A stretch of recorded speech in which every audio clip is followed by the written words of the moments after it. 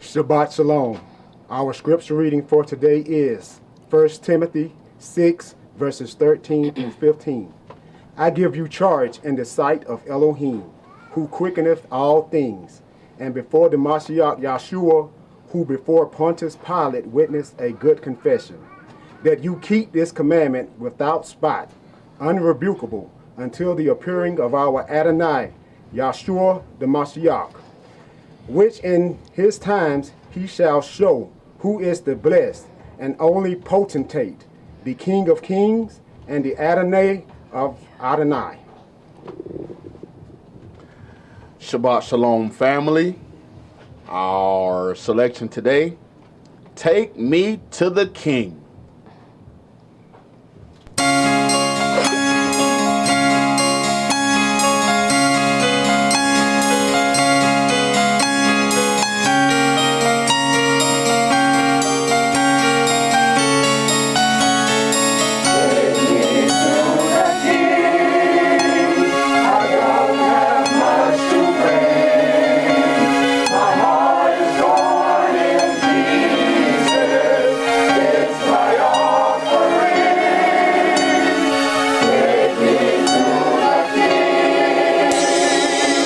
Truth is, I'm tired.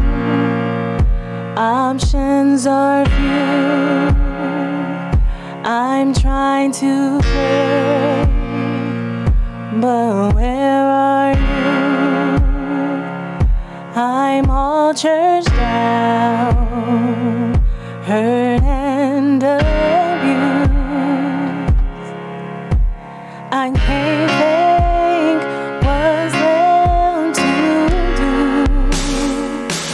Truth is, I'm weak, no strength to fight, no tears to cry, even if I try. But still my soul, it refuses to die. Oh no, 'cause one touch will change my life. Take me to the King. I don't have much to bring. My heart is torn in pieces. It's my offering. Lay me at the throne and leave me there alone.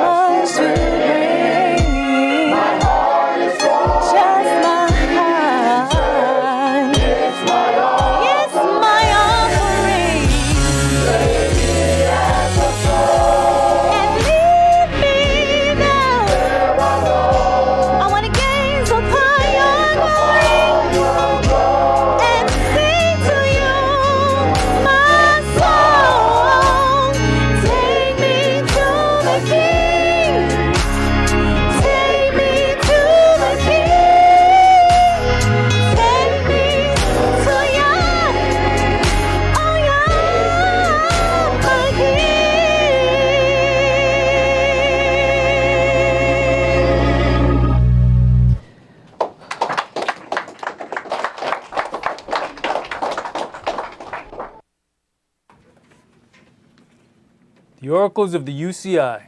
1 Peter chapter 4, verses 7 through 11. But the end of all things is at hand. Be ye therefore sober, and watch unto prayer. And above all things have fervent love among yourselves, for love shall cover the multitude of sins. Use hospitality one to another without grudging. As every man has received the gift, even so minister the same one to another, as good stewards of the manifold grace of Elohim. If any man speak, let him speak as the oracles of Elohim.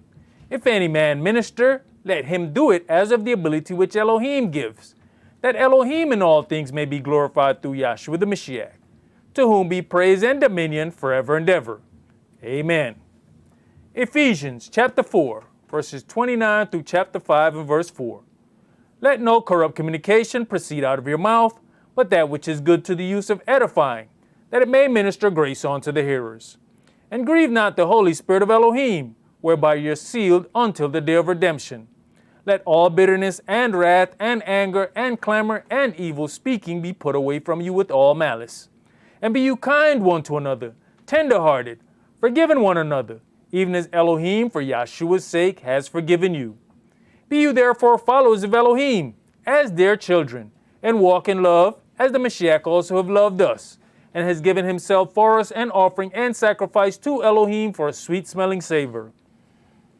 But fornication, and all uncleanness, or covetousness, let it not be once named among you as become saints. Neither filthiness, nor foolish talking, nor jesting, which are not convenient, but rather given of thanks. Ecclesiastes chapter 5, verses 1 and 2. Keep your foot when you go to the house of Elohim, and be more ready to hear than to give the sacrifice of fools, for they consider not that they do evil. Be not rash with your mouth, and let not your heart be hasty to utter anything before Elohim. For Elohim is in heaven, and you upon earth, therefore let your words be few.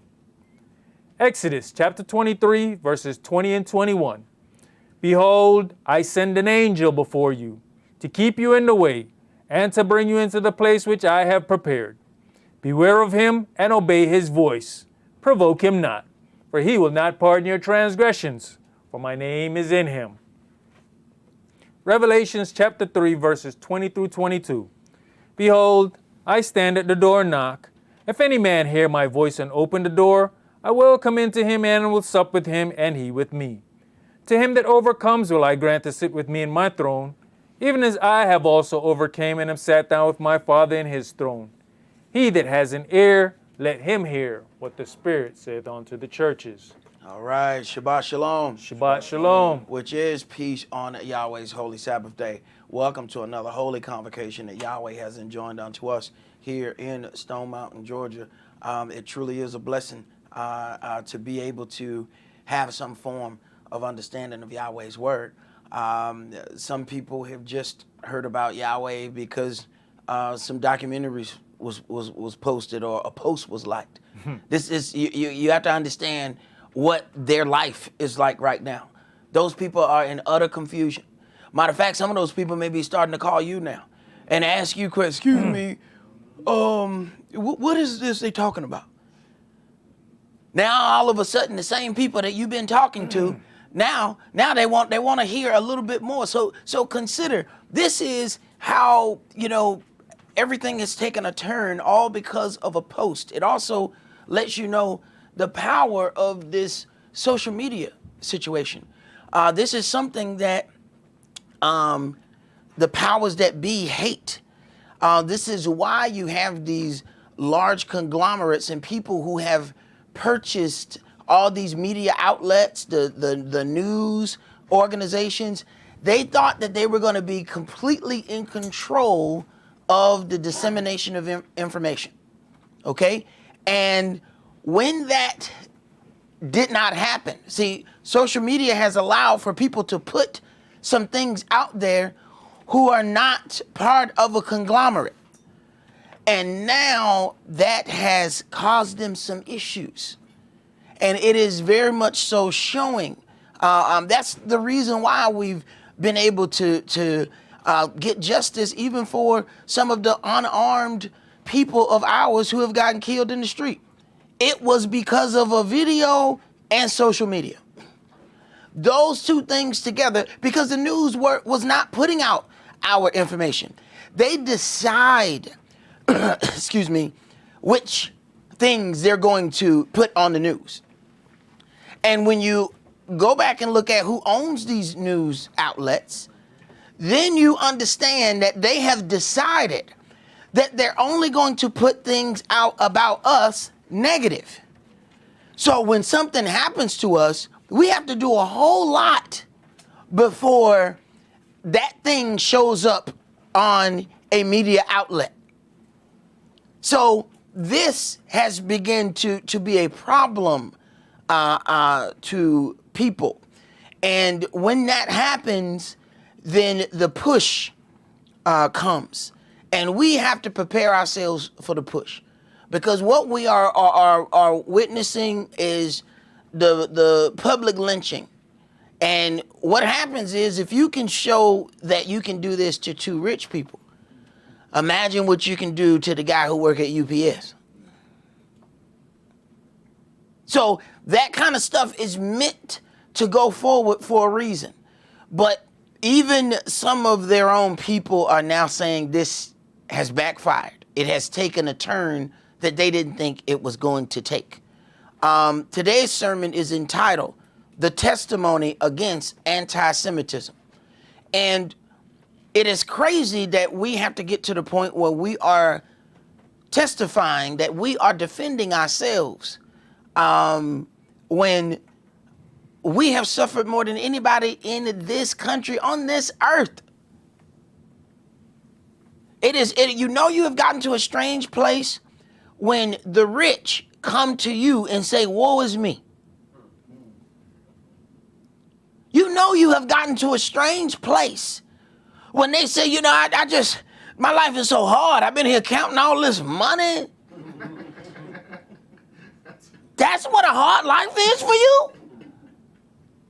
And now the push is to prove to us how hard their life has been. You sure you want to say that to me? I'm the one that you want to say that to. So let's get into it. Why would someone confess to a crime they did not commit? While the idea may seem inconceivable to many, more than 12% of all overturned wrongful convictions in the United States in the past 30 years have involved a false confession, according to data from the National Registry of Exonerations. Psychologists have been researching this issue for decades, and some say that common interrogation tactics used by the police can be a contributing factor. The Reed technique, introduced in 1962 by polygraph expert John Reed and law professor Fred Inbow, is a confrontational tactic that involves accusing the suspect of a crime. It claims to have an 85 to 90% success rate. It is one of the most widely used methods in law enforcement, and also one of the most widely criticized for producing false confessions. Although its developer, John Reed and Associates, says the technique has checks and balances to prevent false confessions. It is legal in the United States for police to lie about evidence, and coercive interrogation techniques are often used, sometimes subjecting suspects to hours of verbal abuse, intimidation, or conditions that are mentally and physically exhausting, resulting in the suspect seeing a confession as their only way out of the situation. This is from an article in 2019 posted from Al Jazeera. Okay? So, excuse me, when we look at what has happened, I want you guys to pay attention as we go to the next graphic. Priest Kish, I want you to read this article here. It says 200 signatures against Hebrews to Negroes documentary. All right? Now the celebrities are coming out to force, and listen to what is being said, because it's been happening in the background. They were trying to secretly make this happen, and it didn't happen. So then they were pushed to go public. Go ahead.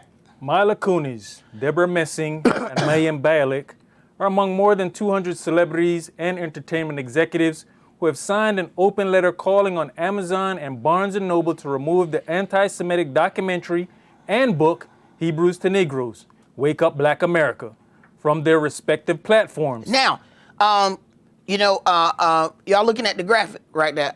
How many of y'all even know that, Mila Kunis is the one who was on that 70s show? How many of y'all even know she was Jewish? Okay, all right. Herein lies the quandary. When I show up, everybody know I'm black. Ain't no disguising. Matter of fact, somebody sent a very funny video where there's a white guy in the hall and a black guy in the hall, and the police has a gun, and he's saying, white guy, back down the hall, black guy, stay still. Every time the white guy moved, the black guy moved. He said, black male. I said, be still. He said, identify as a white male, and he kept moving. No. Because here's the thing. You leave me at the end of the hall, you can then shoot me. No. Every time the white boy moving, I'm moving. You understand? You gonna shoot both of us. No. We both, you finna get some chocolate and vanilla today. You understand? So, the thing is, they are allowed or have the ability to still hide amongst normal white people. If you don't see any markings, you don't know what they are. We don't have that ability. Everywhere we go, whoever has a racist view against us can automatically put that in. They could walk right in. You wouldn't know they were Jewish. How many times I don't watch this show? I ain't never know she was Jewish. I wouldn't even know to discriminate against her if I wanted to. It ain't like I gotta come and tell somebody, hey, how you doing, Bob Dablane? I don't know if you know this or not. I'm Negro. Just want to let you know, just in case you wanted to discriminate or do anything, I just want to go ahead and put it out there so you know what I was. I don't have to tell him that. But they somehow get the ability to blend and come in and out of a situation depending on what clothing they wear. That's the only way you're able to how else would you know the difference between them and a regular European? You would not. Therein lies some things. Keep reading. The letter was released by Creative Community for Peace, a nonprofit entertainment industry organization. Additional signers of the statement include Sherry Lansing, former CEO of Paramount Pictures, Haim Saban, chairman and CEO of Saban Capital Group. Now, hold on. Now, if you mention that all of these people, that the Jewish have power, now you're pushing out anti-Semitic tropes. But then at the same time, the power is boasted upon by them. So why are they not accused of anti-Semitism when you say that you're in control of all of these things? Keep reading. Orly Marley, president of Tough Gang Worldwide, Rick Rawson, Endeavor co-founder, Disturbed frontman David Draymond, Nina Tassler, co-founder of Patma Productions, songwriter Diane Warren, comedian Eliza Schlesinger, Ben Silverman, chairman and co-chief executive officer of Propagate Content, and actors Tracy Ann Oberman and Emmanuel Trickey. The letter reads, after more than a week of private messages and public calls to take the fallacious book and movie Hebrews to Negroes from your sites, you have so far refused to act.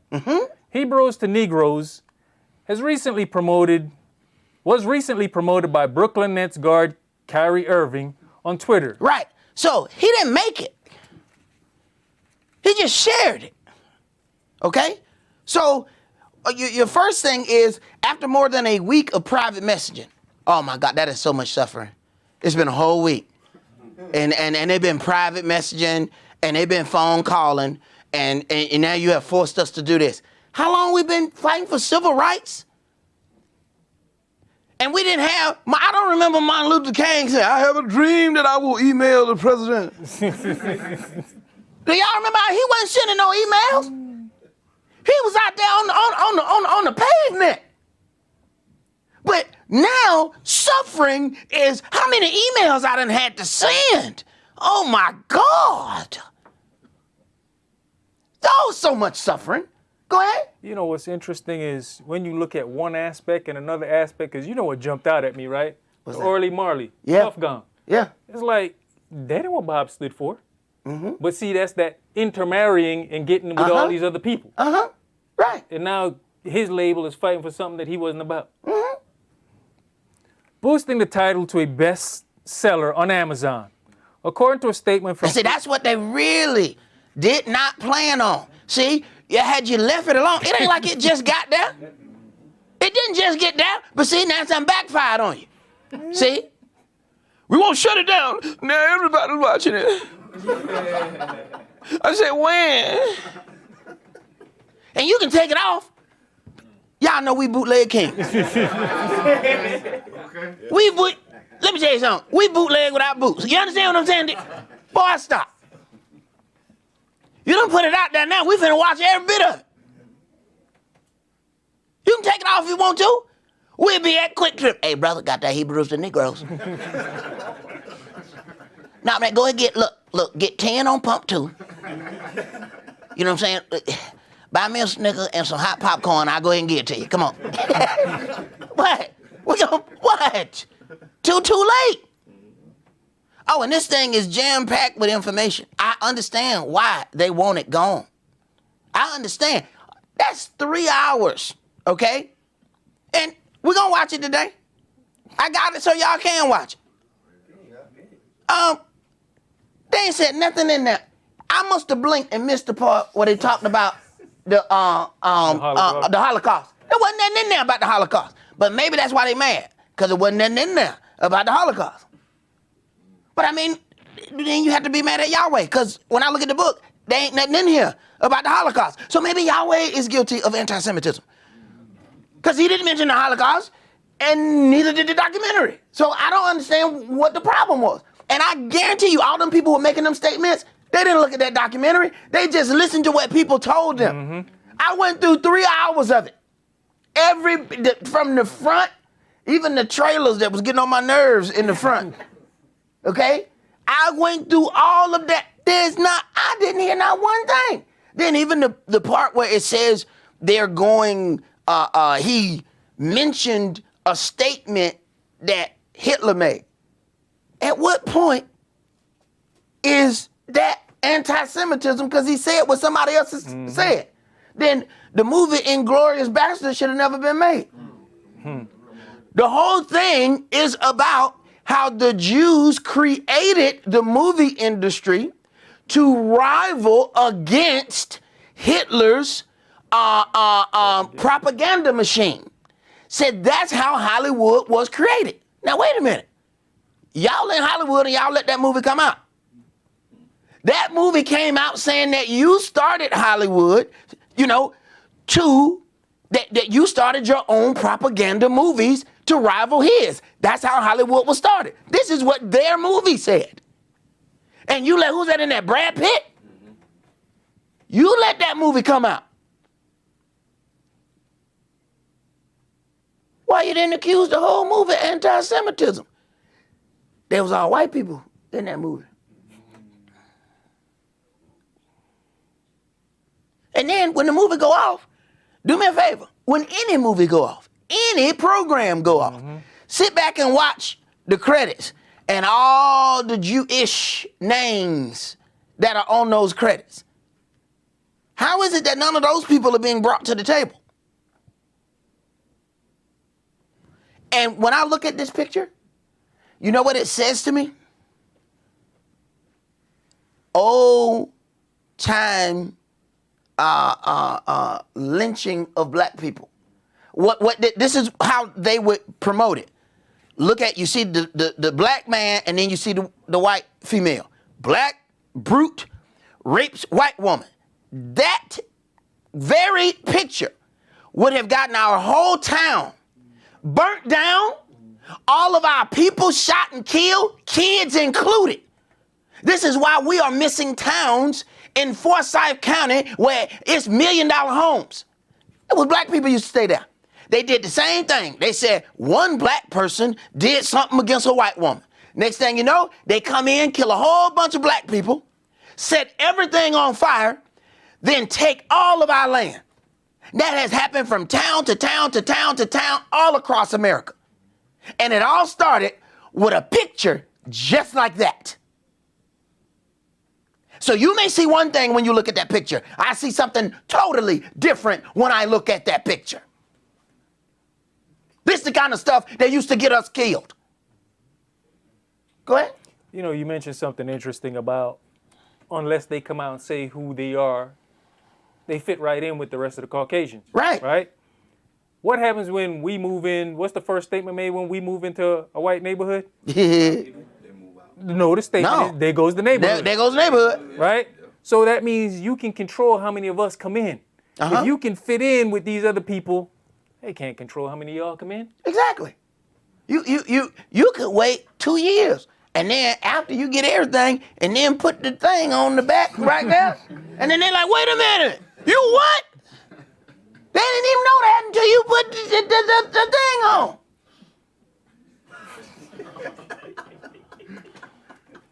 Go ahead, bro. It's worse for the women because they ain't putting nothing on. Exactly. But you know what I saw in that documentary? They went from place to place to place to place, and you saw culture. When you see Ish, there's absolutely no culture. That's why they're able to blend in. You don't see Mila Kunis with no head covering on.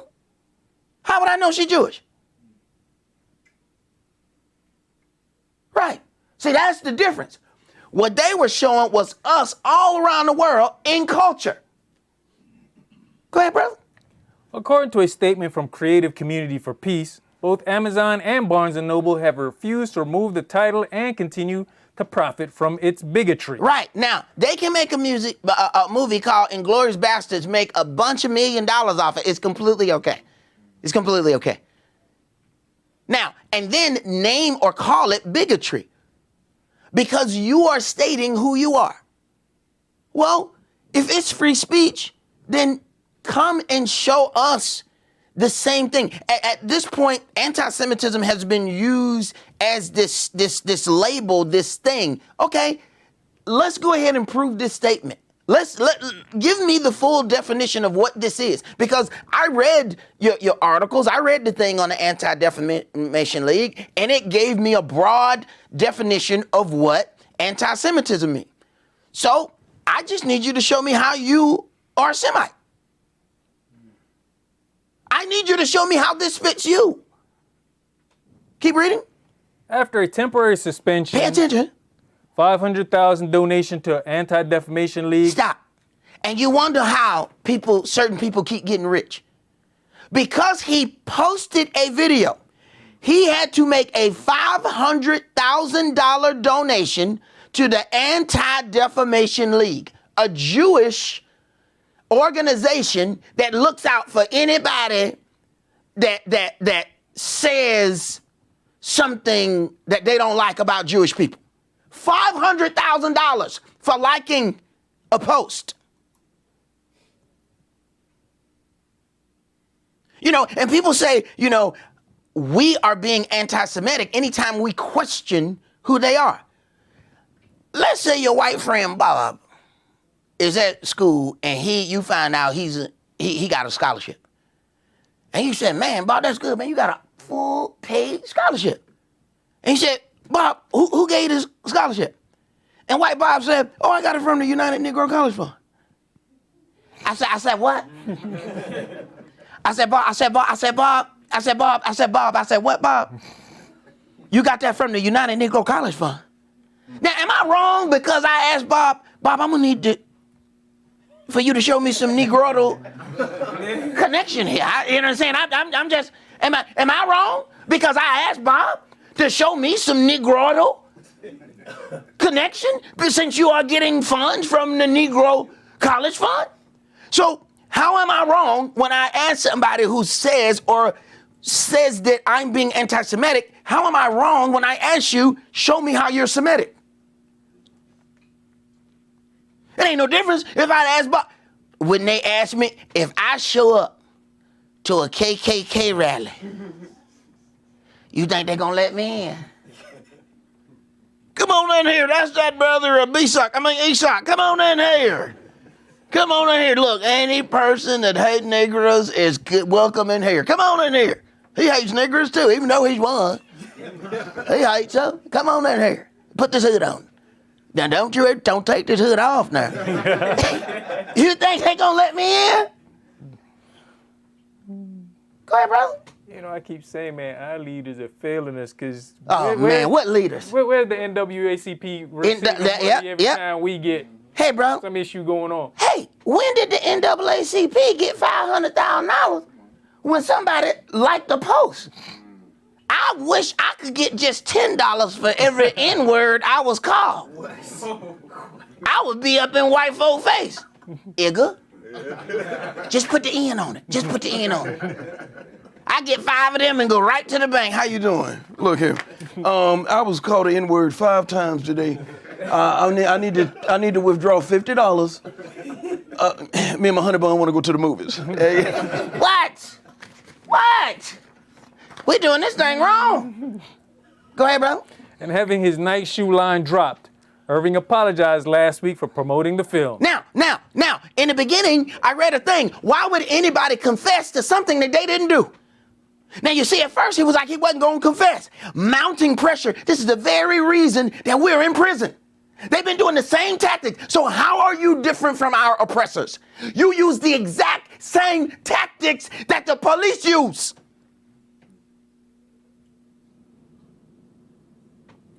Go ahead, Chris. At a time in America where there are more per capita hate crimes against Jews than any... It was hard for me to even read this. All of a sudden, somewhere, there's Jewish suffering going on. I don't know where those places are. Because I hadn't seen not one Jewish march about the police shooting down unarmed Jewish men. They done shot off the yarmulke. I ain't seen that. Have you seen a yarmulke laying in the middle of the street? I sure done seen a hoodie laying in the middle of the street. I sure done seen a baseball cap laying in the middle of the street. Where's this happening at? But it's something when the rich want to tell you how persecuted they are. This is getting insulting. You sure you want to tell me how persecuted you are? When I can't walk down the street without getting the attention of the police? And I graduated from college when I was 20 years old. I couldn't even celebrate with a beer.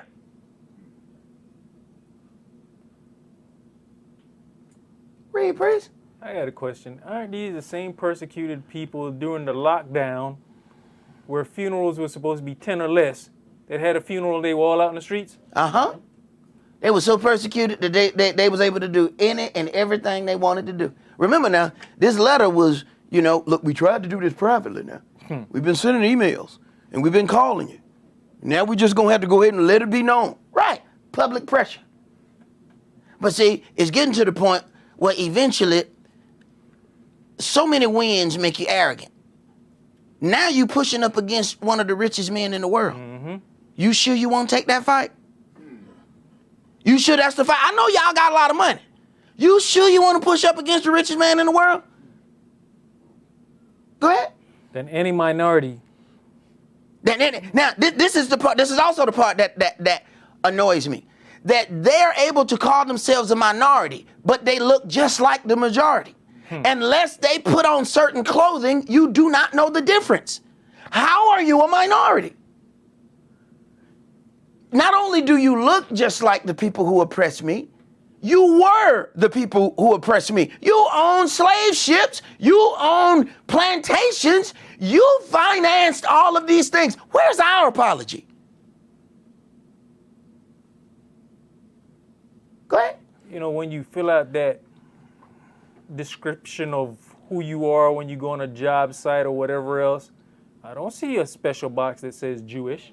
I don't see that box either. So that means they fill out another box, right? Mm-hmm. Yeah. Which probably puts you with the majority. Exactly. You are definitely not a minority on any application that I've signed. Sure ain't on the loan application. Go ahead. Overwhelmingly more religious-based hate crimes against the Jewish people than any other religion. Right. Where is this happening? So did Dylan Roof make a mistake when he stopped at the church he meant to go to the synagogue?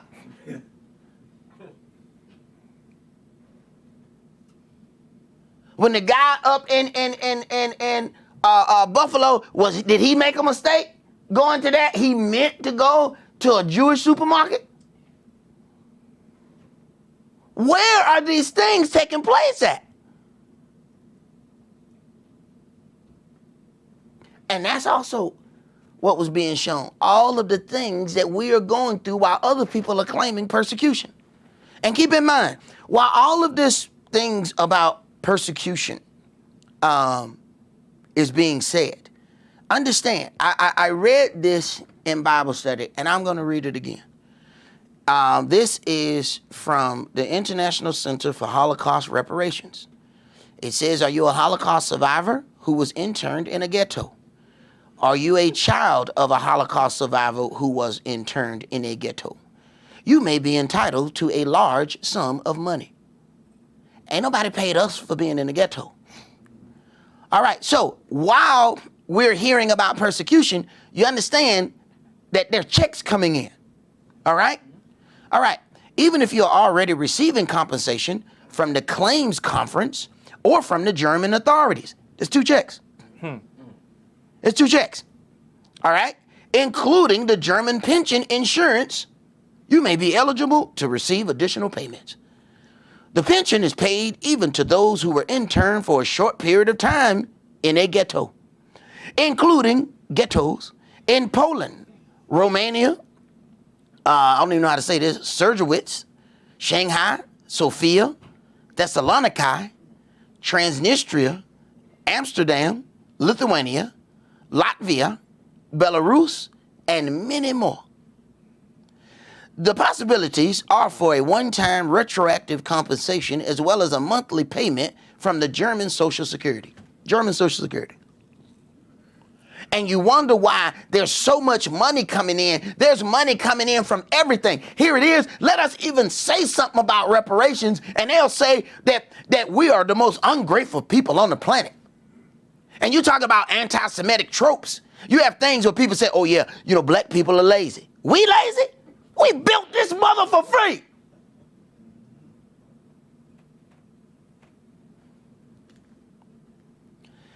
Let me see, where were we at? It says, any individual who was interned in a ghetto, even for a short while, may be entitled to a monthly payment, as well as a one-time retroactive payment, and sometimes dated back to the year 1997. Boy, stop. Any of y'all ever had to pay back child support? Them back payments or something. So you get a current one and a back one? Boy. A widower of a Holocaust survivor is also eligible for a pension from Germany that would have been paid to the deceased spouse. So you get another people check, including cases in which the spouse has been deceased for many years. This claim can be filed even if you're already receiving a monthly reparation payment from the claims conference or directly from Germany, BEG, German Pensions Program, or the BADV. Don't even know what that is. If you are an heir of a ghetto survivor, you know what I'm saying? Every hand in here, yeah, my mama's been called home. You know what I'm saying? Yeah, definitely. We survived though. You know what I'm saying? We survived.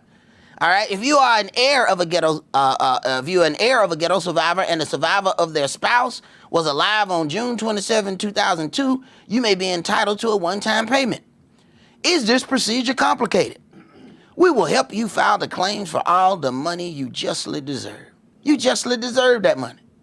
Now, we know that these things, what happened from between 1937 to 45, all right? We're talking about our people have been going through things for hundreds of years, and that's before we even got here. We're talking about just that's not counting before we got here.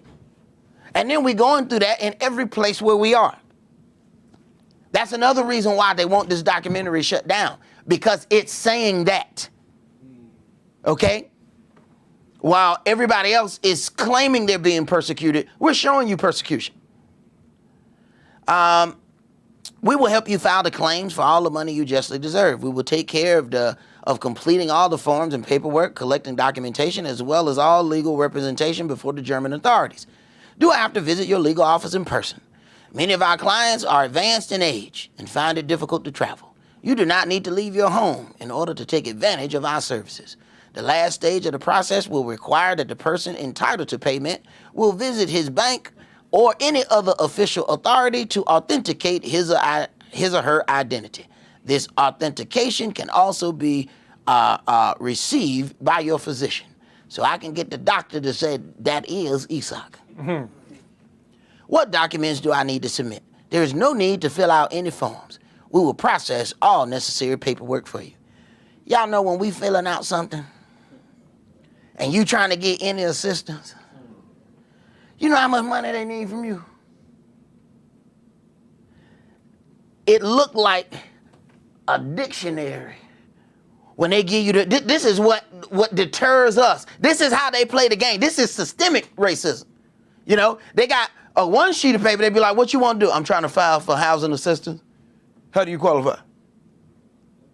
You white or black? Black? Oh, okay. Here you go. Here you go. Your paperwork. Okay. Next. You want assistance? What are you? I'm Jewish. Here you go. There you go, right there. No, don't fill it out. Just sign it. What? You ain't got to fill it out? You ain't got to put nothing on there? Man, they want so much information for us. They want that print. They be like, so you think, okay, they want my thumbprint. Okay. That doesn't know we want the footprint. You want a footprint too? So you stick your toe in there, put the toe on that. No, the baby one. What? You know that one you get on the birth certificate? Where they put the little baby footprint? Oh, I got to go find that one? They make it impossible for us. See, this is the racism, the anti-Semitism that nobody publicizes. That we go through in every place we go. In every place we fill out a application. That's there for us. But the people who own teams are telling us how persecuted they are. It's so hot on my yacht. We'd be lucky if we get a broke down bass boat.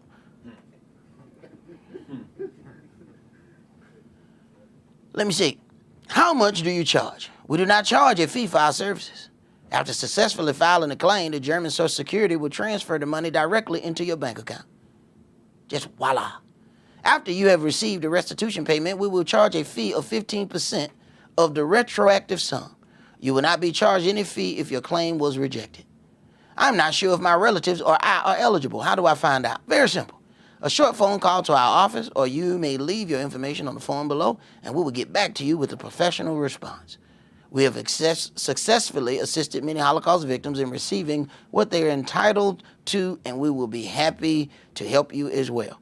And I am completely and utterly all for it. You suffered in Germany, the Germans should pay. Mm-hmm. The problem is that money is coming from other places too. And one, you have a brother who has gone through all of these things here in this land, and now he has had to pay $500,000. Along with missing each one of those game checks from the games that he was not allowed to play. This is how you beat somebody into submission. Did we finish this reading over here? Go ahead, finish. And more hate crimes against the Jewish people in New York than any other minority. Where a majority of American Jews live, it is unacceptable to allow this type of hate to foment on your platforms. The letter continues. Respective platforms and companies like Amazon and Barnes & Noble have a choice. And Ari Engel said, Director of Creative Community for Peace. They can either continue to profit off of hatred and anti-Semitism. Stop. Now, it was okay for them to profit off slavery. It was okay for them to profit off of funding wars. It is okay for them to profit off everything. Even the owner of the team who fined or who suspended Kyrie, they looked at his dealings with communist China, and he's doing some stuff that he need to be apologizing for. But none of that comes to the conversation. Go ahead. You know what's funny? They can either continue to profit off of hatred, but not hatred against us. Specific type of hatred. Right. Just hatred against Jewish people. All right? Because you can still be put out hatred about everybody else. We don't really care about that. Just this form of stuff that we don't like. And basically, what they're calling anti-Semitism is this brother going out to prove that our people are the true Jews. They're calling that anti-Semitism.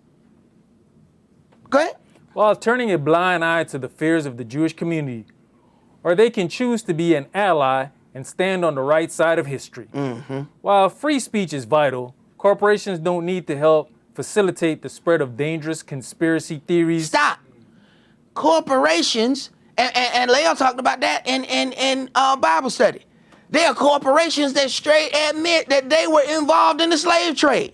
All these colleges have come out that they were involved in the slave trade. That's why they call it the master's quarters. I ain't seen them shut down none of those organizations, none of those schools, none of those institutions. They ain't shut down J.P. Morgan. But it's okay for all those people to benefit off the selling, raping, killing, mutilation of people. But you better not post nothing. Oh no, that's evil. And you rape somebody in the shed out back. You know, I mean, come on now, be civilized. But you better not post nothing on Twitter. Whoa, that is evil. Go ahead. That threaten the Jewish community. We implore them to take the prudent, responsible steps needed to remove this content. Amazon continues to sell other controversial texts. Right, but that hadn't been a big issue, but go ahead. Including copies of Adolf Hitler's Mein Kampf. However, a note in the description reads, proceeds donated to Jewish charities and organizations. That's why it's still on there. Because proceeds of it go to Jewish charities.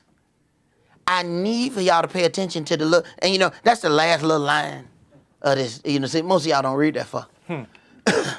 So y'all would have just went on past. No. That's one of the most important parts of the entire reading. Hitler's writing is still available, but proceeds of it goes to Jewish organizations. Pay attention. So, let's start our reading in Isaiah chapter 43. Isaiah 43, I'm going to start that at verse 1, and we're going to read through chapter 44 and verse 5.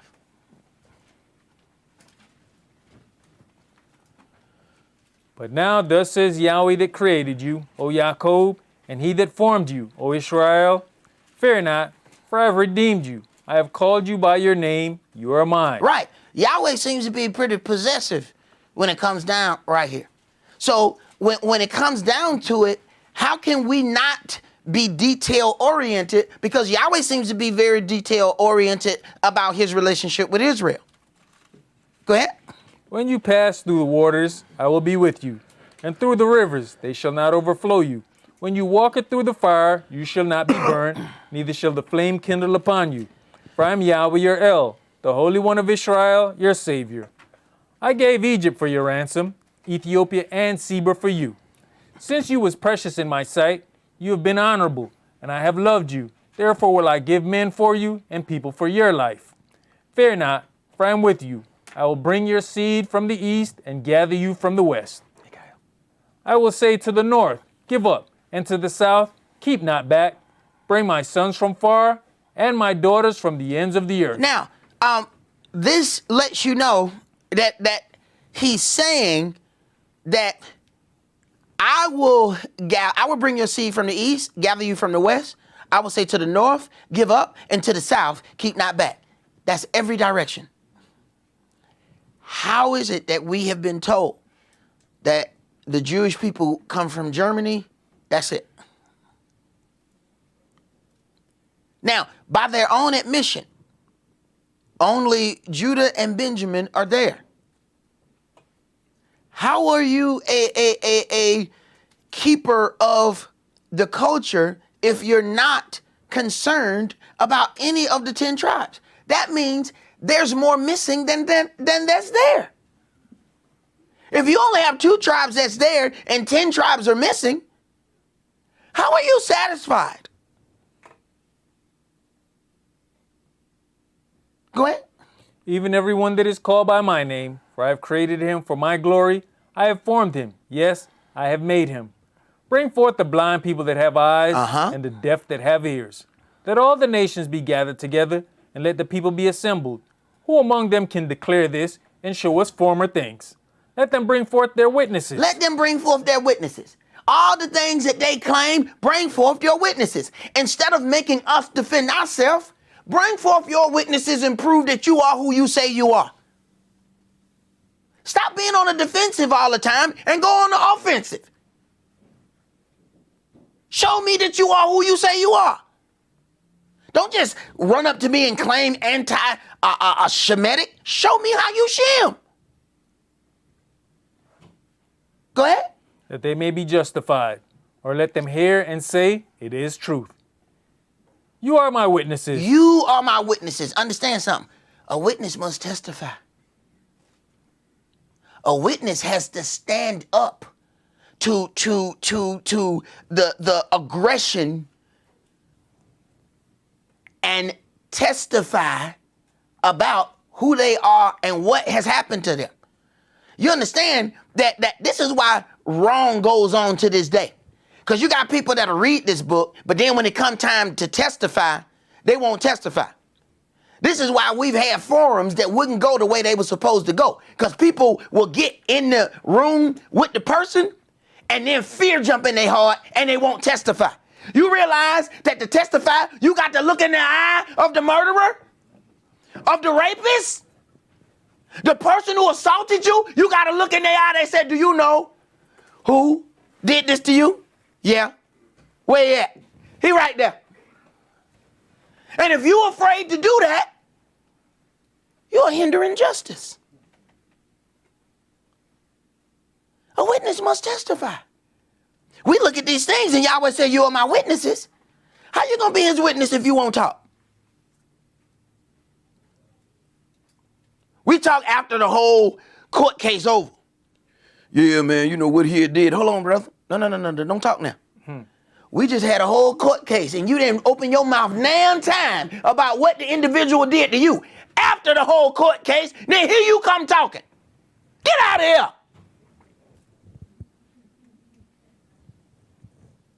That's us. Sidewalk reporting. Sidewalk witnesses. But we were just in that room with the individuals who did wrong. Why was your mouth not opening? Right. You are my witnesses. And you're a false witness if you don't open your mouth. Go ahead. You are my witnesses, says Yahweh, and my servant whom I have chosen, that you may know and believe me and understand that I am he. Before me was no El formed, neither shall there be after me. I, even I, am Yah, and beside me there's no Savior. I have declared and have saved, and I have showed when there was no strange God among you. Therefore you are my witnesses, says Yahweh, that I am El. You are my witness that I am who I say I am. You are my witness. Do you understand the power that has been placed upon you? You are his witnesses. How you gonna sit back and say nothing? How you gonna sit back and do nothing? A wrongful sentence is going to go forth in your silence. wrong judgment is going to proceed in your silence, then that means that the wrong judgment is partially attributed to you. Because you refused to testify. Go ahead. Yea, before the day was, I am he, and there is none that can deliver out of my hand. I will work, and who shall let it? Thus says Yahweh, your Redeemer, the Holy One of Israel. For your sake I have sent to Babylon, and have brought down all their nobles and the Chaldeans, whose cry is in the ships. I am Yahweh, your Holy One, the Creator of Israel, your King. Thus says Yahweh, which makes a way in the sea, and a path in the mighty waters, which bringeth forth the chariot and horse, the army and the power.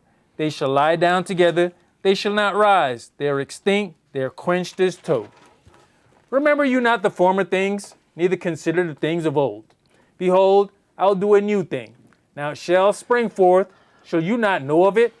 I will even make a way in the wilderness and rivers in the desert. The beasts of the field shall honor me, the dragons and the owls, because I give waters in the wilderness and rivers in the desert, to give drink to my people, my chosen. This people have I formed for myself. Now understand something. There's a whole lot of things that we have to go into when he says, this people have I formed for myself, because our punishment is contained in the reason for which we were formed. This is where we get down into some deeper understanding of why we are going through the things that we are going through, and other people are not. And we are going through it in every place where we have been scattered. See, this people have I formed for myself. What are you? He said, you are my witnesses on the earth. So then that's why the priesthood was given unto Israel. You are created to be his servants. Okay, so then your punishment is contained in the reason for your creation. Keep reading. They shall show forth my praise. But you have not called upon me, O Jacob, but you have been weary of me, O Israel. You have not brought me the small cattle of your burnt offerings, neither have you honored me with your sacrifices. I have not caused you to serve with an offering, nor wearied you with incense.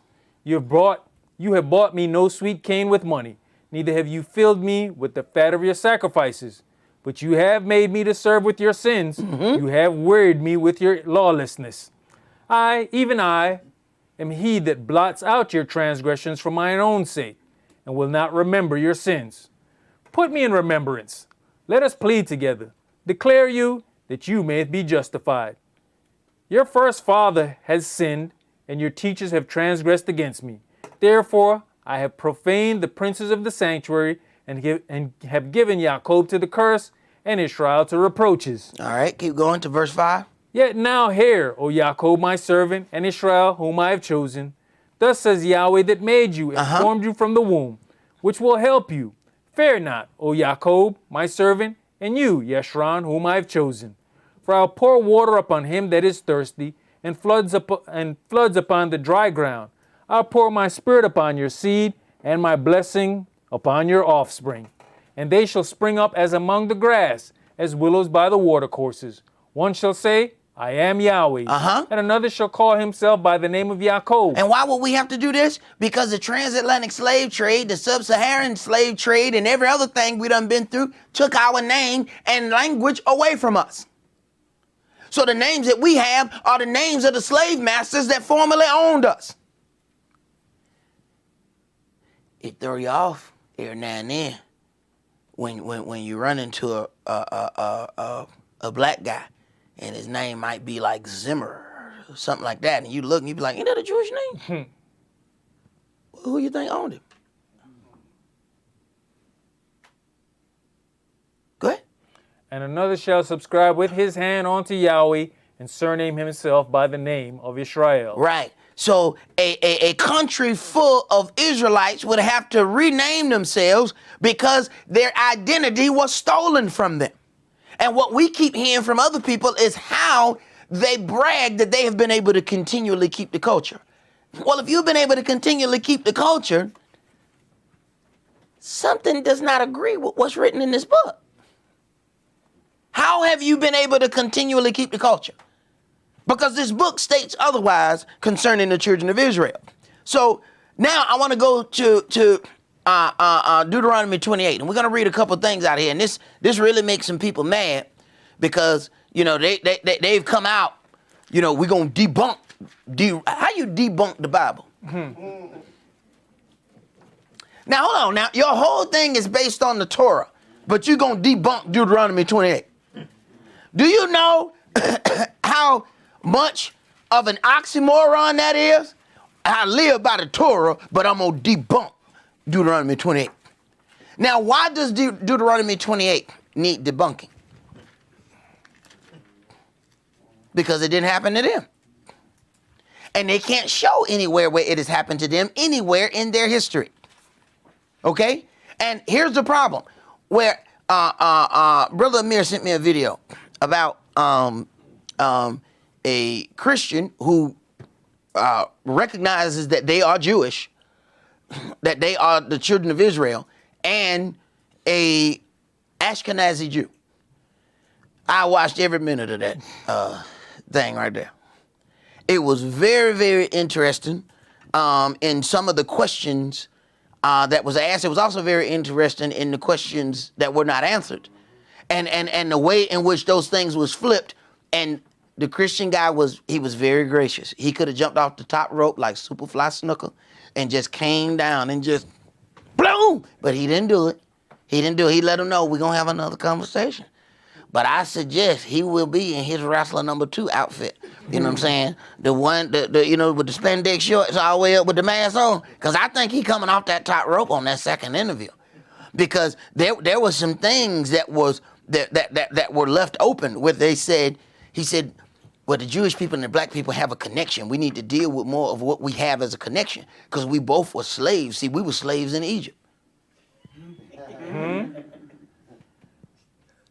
He was very polite and everything. He was like, well, a lot of our people would say that was us and not you. Well, I'm not here to argue who's, you know. Right. But here's the problem with Deuteronomy 28. This comes after all of that.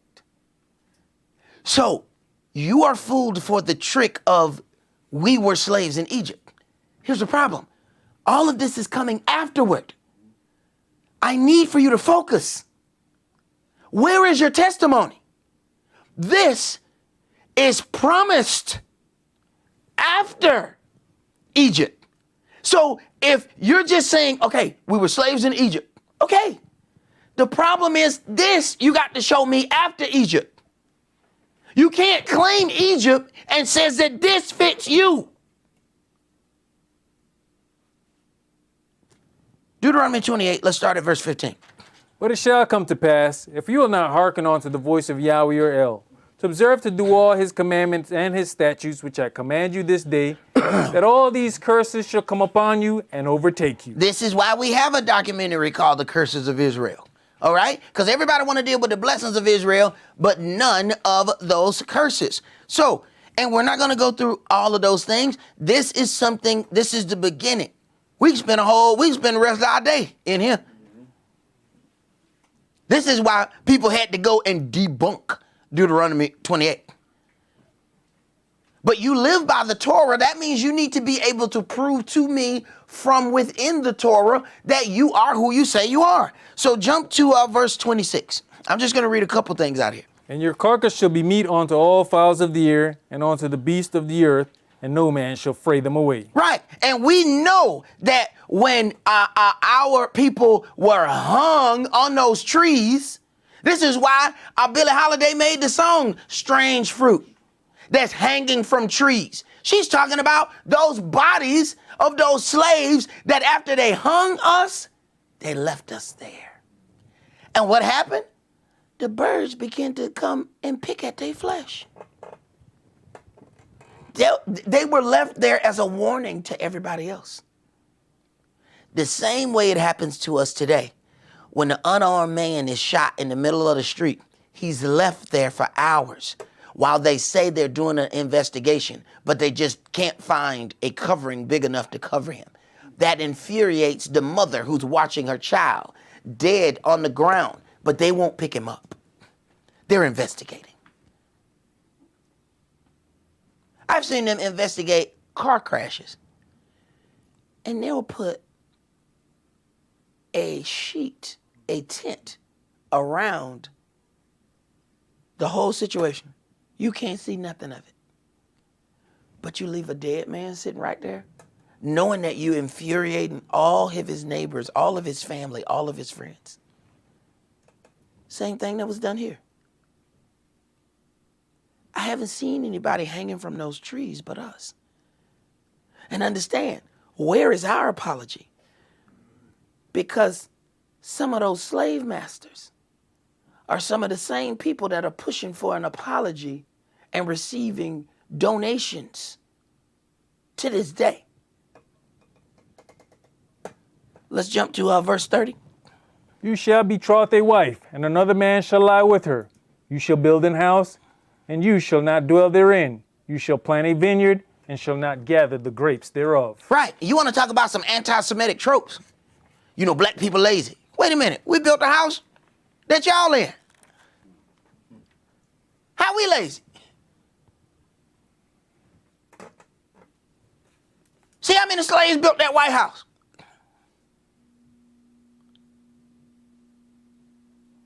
You shall betroth a wife, and another man shall lie with her. I ask anybody to present these things throughout your history, throughout your existence, and please stop giving me the old statement of we were slaves in Egypt. All of this is after Egypt. I can't say that enough. See, there's a reason why you have to go back through your history, because when you go through and you have to battle a powerful media conglomerate, they can put out statements 2,000 times every time you can put out one. So what does that do to your mental? Maybe you start being, a little subconscious about who you are. You look at all of these things and you say, well, wait a minute, my daddy said, we Israel, but, when I look on TV, I don't see nobody look at it. Maybe my daddy wrong. See, you got to say this enough, because you don't know how this may be affecting our children. Maybe my daddy wrong. Maybe my mama wrong. You don't know how many things they seeing on television. So what are you doing to reinforce that you are who I'm telling you you are?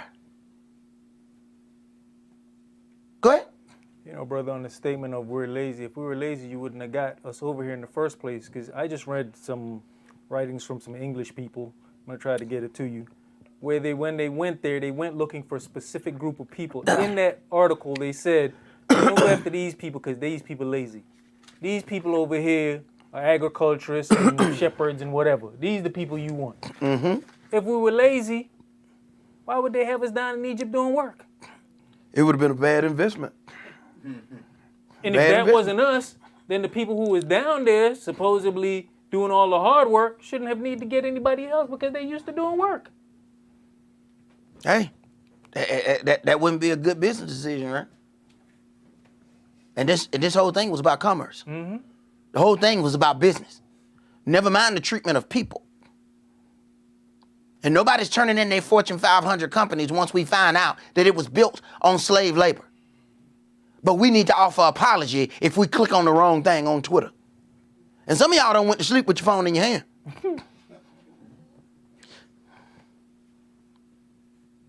I ain't gonna call no name, but some people done accidentally purchase stuff on Amazon.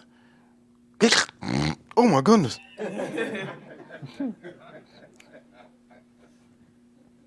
What happened if you accidentally post something? Because you went to sleep with your phone in your hand.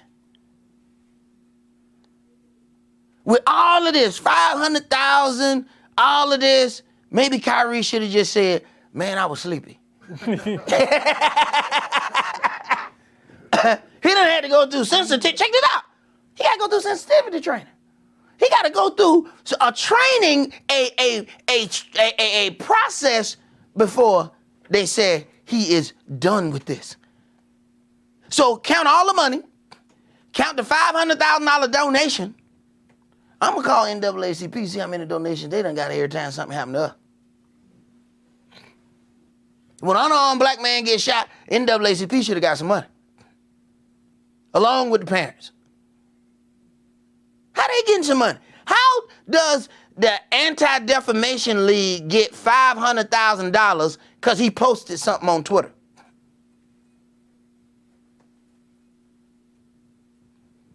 This turning into some really strange stuff. Go to verse 32. Your sons and your daughters shall be given unto another people, and your eyes shall look and fail with longing for them all the day long, and there shall be no might in your hand. Right. You do not want to come to me and tell me how persecuted you are. This is probably not a good direction to take. Where have your people been sold? You were definitely at the sale, but you was doing the purchasing. You were definitely at my sale. Go ahead. Verse 36. Yeah, jump to verse 36. Yahweh shall bring you and your king, which you shall set over you, onto a nation which neither you nor your fathers have known. Right. So when people say we've always been around the land, we've always been around here, that pretty much tells me that you can't be these people. Because prophecy says otherwise. See, some people say, we're reading in the book of the law. This is prophecy. This is prophecy about what's going to happen to Israel if Israel didn't do what they were supposed to do. We read the book and say that Israel didn't do what they were supposed to do. So then this is prophecy. Go ahead. And there shall you serve other gods, wood and stone. I mean, there's another thing. If you've always been in the land, so then y'all didn't end up serving no other gods. Right. You didn't end up serving gods of wood and stone. Wood is Christianity. Stone is Islam. Their holiest thing is the Dome of the Rock. What are the two biggest religions that we are off in? Christianity and Islam. He already told you, this is where you're going to find the true Jews. In Christianity and Islam. That's where you're going to find them. What did we all come out of? Christianity. Okay. This is prophecy. Go ahead. Yeah, keep reading. And you shall become an astonishment, a proverb, and a byword among all nations, where the Yahweh shall lead you. All right. So we should be on graphic number 12, 37. You shall become an astonishment, excuse me, a proverb and a byword among all nations where Yahweh shall lead you. So that lets us know that we were going to be in multiple places. We're not going to just come from one place. And I was waiting to see if that brother was going to go into it in that documentary where he went into Nigeria and Niger. We know that ain't what that say. We done already broke down that word. We know that say niggeria and nigger. Because it comes from the Latin word, and when you pronounce it, they spell it out, Neeger, nigger. That is a Latin word that means black. So when they went in and they named the place, they named it Niger. And in the other place, niggeria. And people will tell you in a minute, I'm from Nigeria. In the back of my mind, I'd be like, no, you ain't. No, you not. You from niggeria. I know where you from. See? You need to do some research on that word. That ain't where you from. See? But a proverb and a byword. Yet, now, this is Yahweh's prophecy concerning Israel if they don't do what they're supposed to do. Yet anybody else get called a name, they get a check. What? Yeah, you supporting anti-Semitic tropes, so you need to pay us. So Yahweh says that you're going to be called by bywords. If part of the punishment is that you get a check every time somebody call you a byword, how exactly is that a punishment? I wish every time I would push people to call me a nigga. If I was going to get paid when you call me one. See, something here don't fit. Jump to verse 41. You shall beget sons and daughters, but you shall not enjoy them, Uh-huh. for they shall go into captivity. Right. You open those prison houses, you know who they going to let out. You know that the whole prison system was invented for us. They didn't have an organized prison system before the so-called abolishment of slavery. It was created for us. So for somebody to come and tell me how persecuted they are, it is nothing but a slap in my face.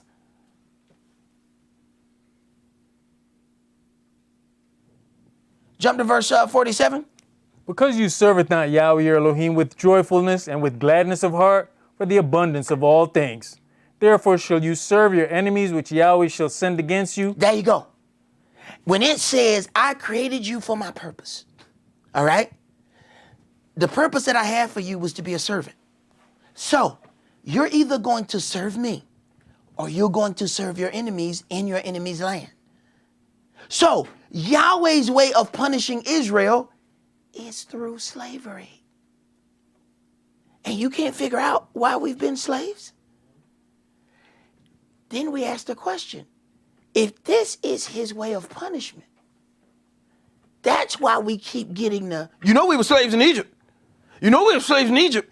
I'm sorry, but according to what I read, you have to show me a slavery after Egypt. So let me know when you can, provide that. Keep reading. In hunger and in thirst and in nakedness and in want of all things.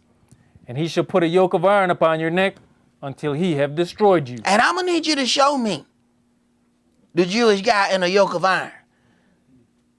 I'm going to need you to show me that. I ain't never went to the accountant office and seen the accountant in a yoke of iron.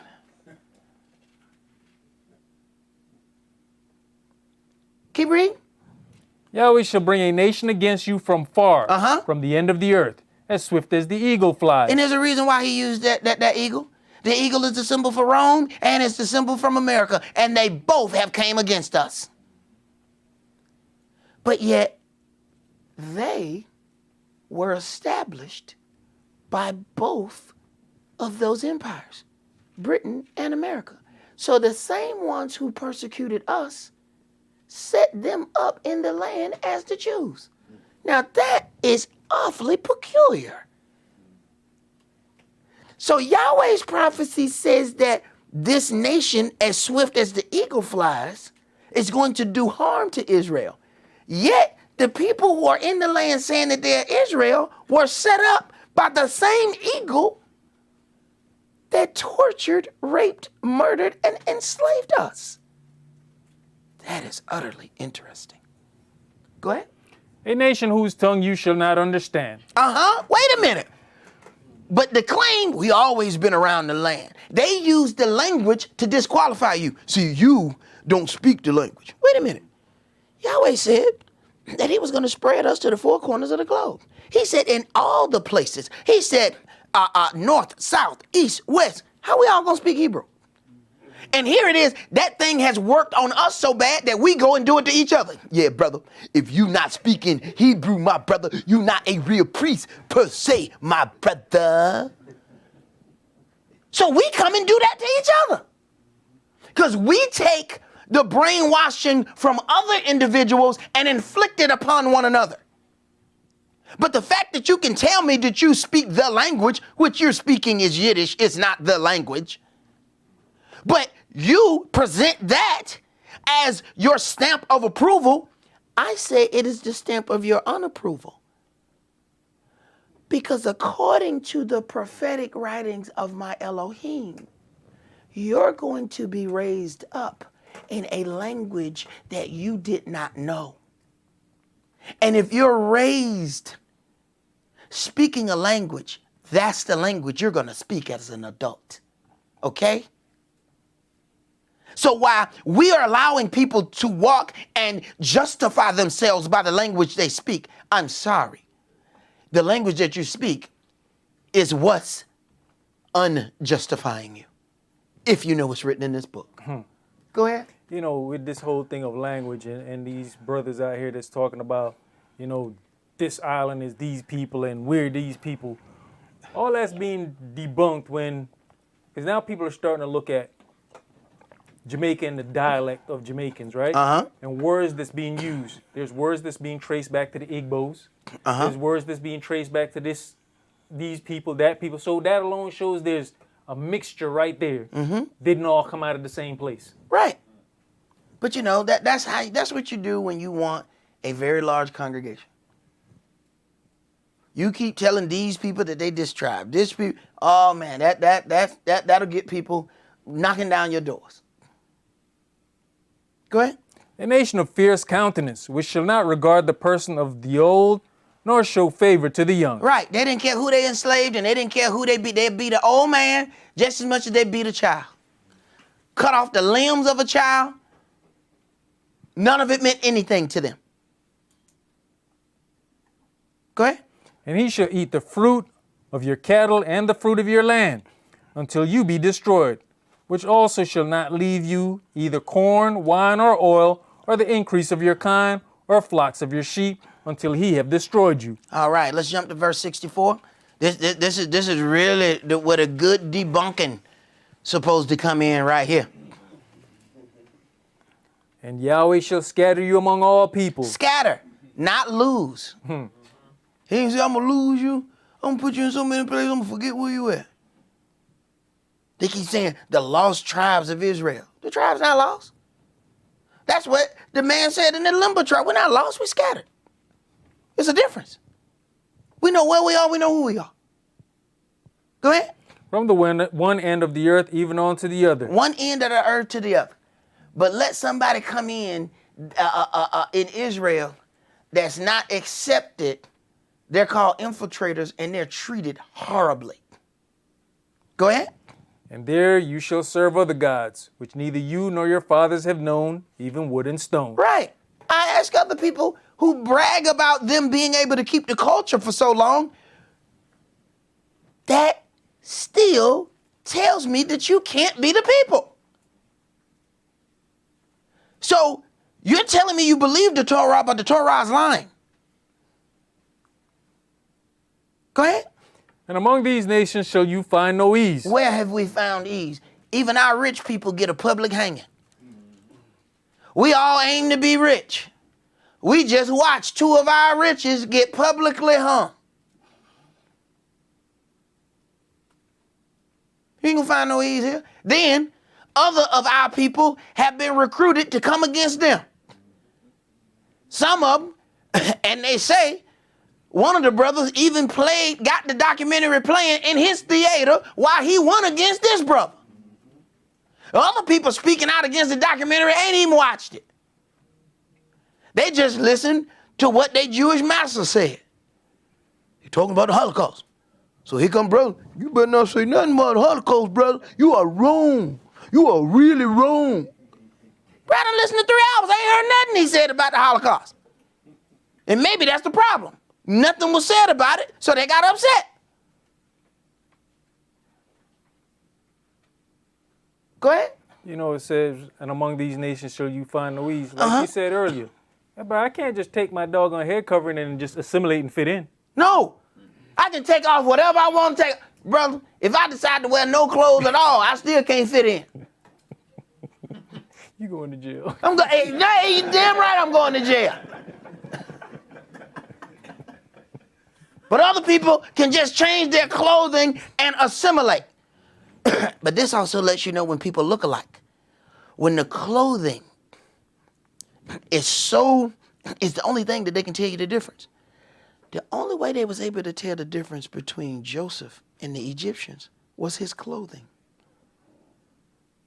He had to take his clothes off, his covering, and look at his brothers and keep talking to them so they know that it was their brother. Egyptians are Hamites. Ham mean burnt black. Joseph was able to fit in with a burnt black people. Now, we just talked about how you can fit in with Gentiles being Jewish. How burnt black dudes stay among them if he were white? If white guy be among the burnt black and he just blend in.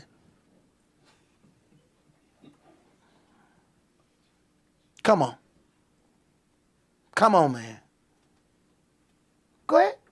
Neither shall the sole of your foot have rest, but Yahweh shall give you there a trembling heart and failing of eyes and sorrow of mind. Right. That comes from all the things that we've suffered. We've had to live through church bombings.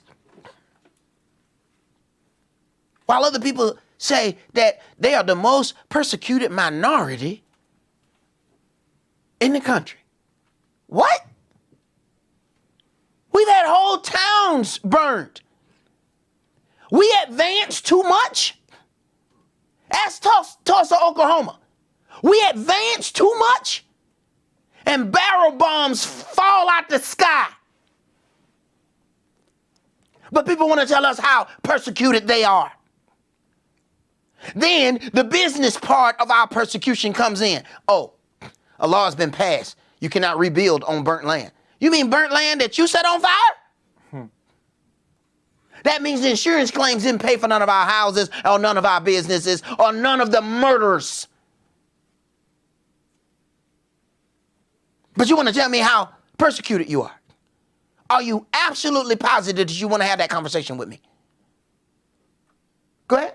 And your life shall hang in doubt before you, and you shall fear every day and night, and shall have non-assurance of your life. Non-assurance of your life. And we still don't.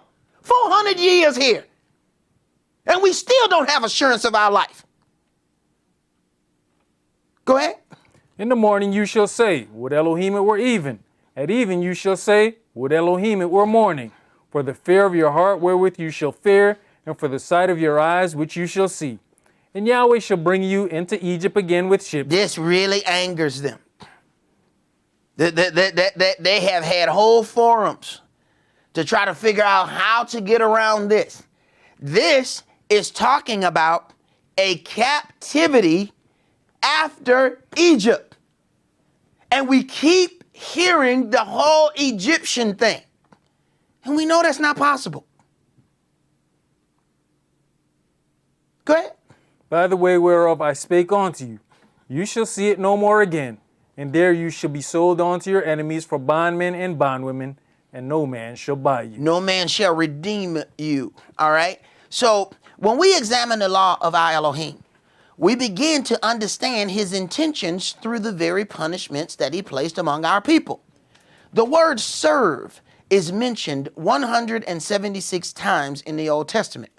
The word servant is mentioned 417 times in the Old Testament. So let's look into his deliberate attempt to reach Israel through the servitude that was placed among us. Let's go to Judges chapter 2.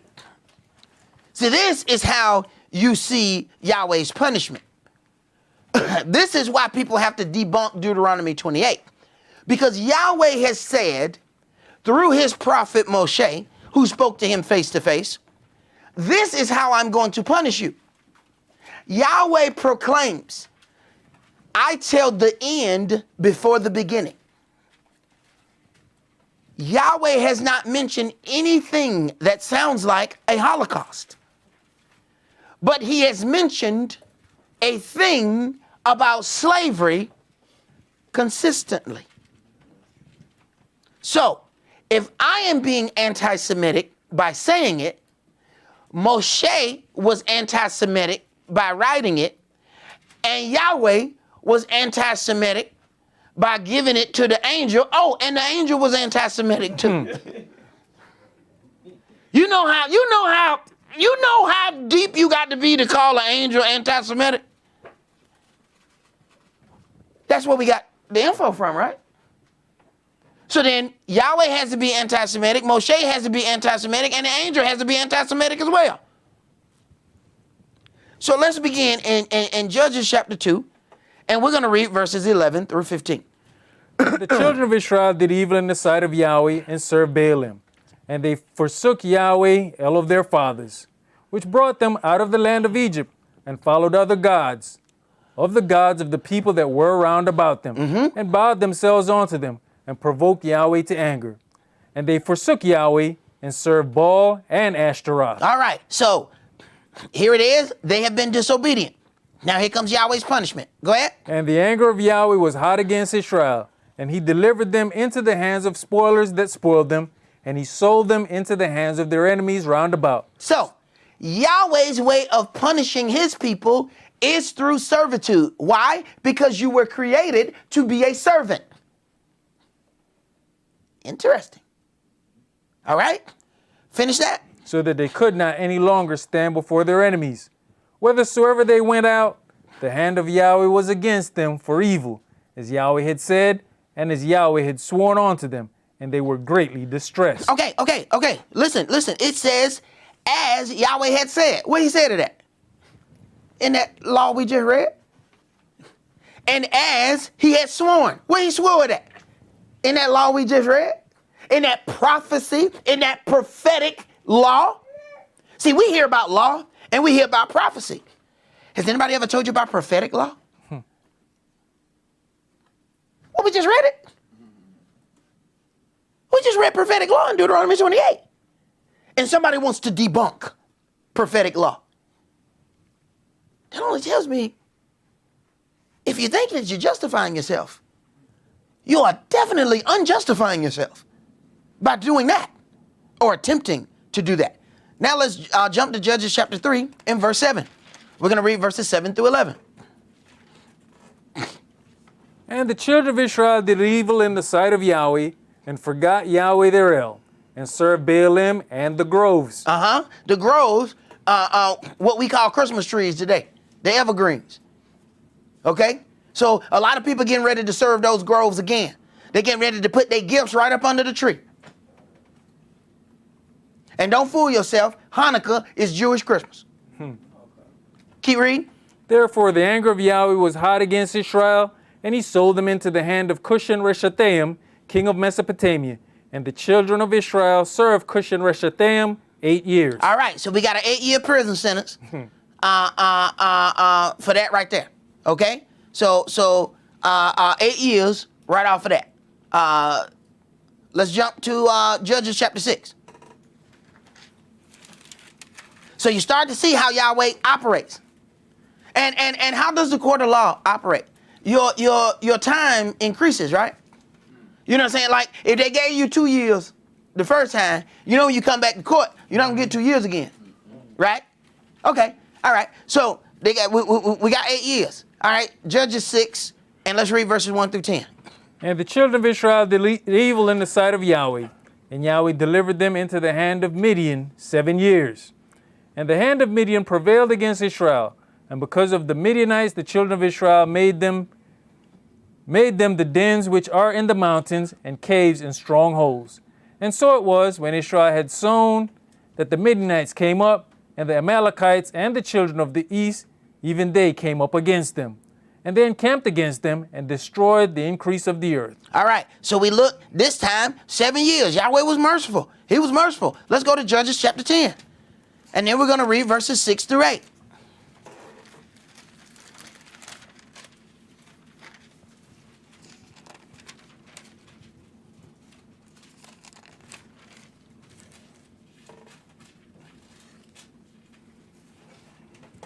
And the children of Israel did evil again in the sight of Yahweh, and served Baalim and Ashtaroth. Went back to serving the gods we done already got punished for. Go ahead. And the gods of Syria, and the gods of Zidon, and the gods of Moab, and the gods of the children of Ammon, and the gods of the Philistines, and forsook Yahweh, and served not him. So the people that say they're going to debunk Deuteronomy 28, they got to debunk Judges too. Because Yahweh is constantly putting his people in servitude. So when people say that we were slaves in Egypt, I'm sorry, but you got to show me a lot more slaveries. Keep reading. And the anger of Yahweh was hot against Israel, and he sold them into the hands of the Philistines, and into the hands of the children of Ammon. And that year they vexed and oppressed the children of Israel 18 years. All the children of Israel that were on the other side Jordan, in the land of the Amorites, which is in Gilead. Right. So this is what I was hearing from the Ashkenazi, where he was saying, we have a connection because we both were slaves. I'm going to need you to show me your servitude. Because I'm hearing this, and constantly it's the same statement about Egypt. No, all of this is happening after Egypt. The prophecy was after Egypt. These captivities are after Egypt. So we done did 8, 7, 18 years. Now let's go to Judges 13. And now we're going to read verses 1 through 5. And the children of Israel did evil again in the sight of Yahweh. You know, this is where you want this is where you want copy and paste, right here. And the children of Israel did evil again. So you ain't got to keep writing it. And the children of Israel did evil again. Go ahead. But that also debunks that whole thing. We've always been in the land and keeping the culture. Exactly. We always been in the land. What I'm reading don't say that. Right, because now you constantly serving other gods. Right. So you can't be keeping the culture. Exactly. See, somebody lying. But see, that was an anti-Semitic statement you just made there. You know what I'm saying? See, because you just said that what somebody said wasn't true, so that was anti-Semitic. Now imagine that, when you can just make anything somebody say anti-Semitic. Well, you can't get blood over the tournament, so you can't get 500,000 from me. You know, exactly. Hey, you sue me for 500,000, you practicing. You believe that? You believe that? You can sue me for 500,000, you are definitely practicing. Go ahead.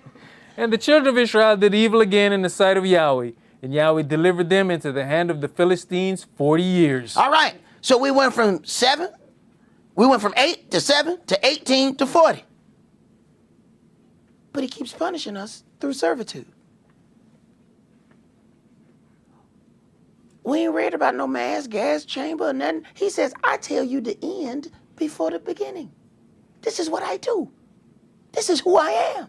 I am that I am. See, this is one of the things that you have to even consider. Kyrie says that he was searching for information about Yahweh.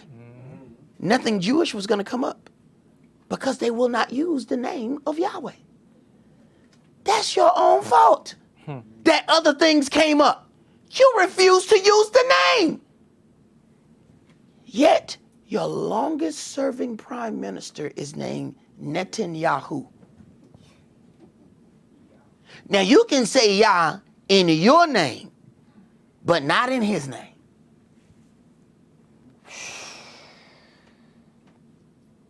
Go ahead. And the fact this book is a bestseller is also their fault. Because I did not put it in the post. And if they keep messing with this brother, everybody going to want to know what this is about. Congratulations. Y'all have made it a bestseller. Congratulations. And they rather have that conversation with a Kyrie that they can beat up on. They don't want to have no conversation with this brother. This brother put a whole lot of information in here. They don't want to have no doubt. And I heard he's saying, I'll debate anybody. They're not going to debate you, brother. You gone rest on your couch. Brother, they not calling you. They gonna call everybody before they call you. They gonna call everybody, okay? They're not calling him. Enjoy the riches that's coming in on the Exactly. Go ahead. And there was a certain man of Zorah, of the family of the Danites, whose name was Manoah, and his wife was barren and bare not. And the angel of Yahweh appeared unto the woman, and said unto her, Behold now, you are barren and beareth not, but you shall conceive and bear a son. Now therefore beware, I pray you, and drink not wine or strong drink, and eat not any unclean thing. You know what? If anybody should be calling the brother, it should be at least the black media outlets. We see Kyrie face posted. While we don't see this brother face, he the one that made it. Give him the opportunity to let him speak about his creation. At least black media should at least put him up. But you know, we trying to appease white media. Because you know, BET is really WET. Matter of fact, I think it's JET because if Viacom on it, that's owned by Jewish. I think Jewish people own black entertainment television. So you might think you going on BET, you going on JET. Right. Go ahead. For lo, you shall conceive and bear a son, and no razor shall come on his head. For the child shall be a Nazarite unto Elohim from the womb, and he shall begin to deliver Israel out of the hand of the Philistines. Then All right. That's as far as I want to go right there. All right. So now let's go to Jeremiah chapter 25. So this period in Judges is a 430-year period off and on of nothing but captivities. So when somebody tells me that they were a slave in Egypt, no, you should have be able to tell me a whole lot more slavery. See, you should be able to present to me a whole lot more. Now we're getting into, because now the captivity keeps getting longer. Jeremiah chapter 25. And we're going to read verses 1 through 14.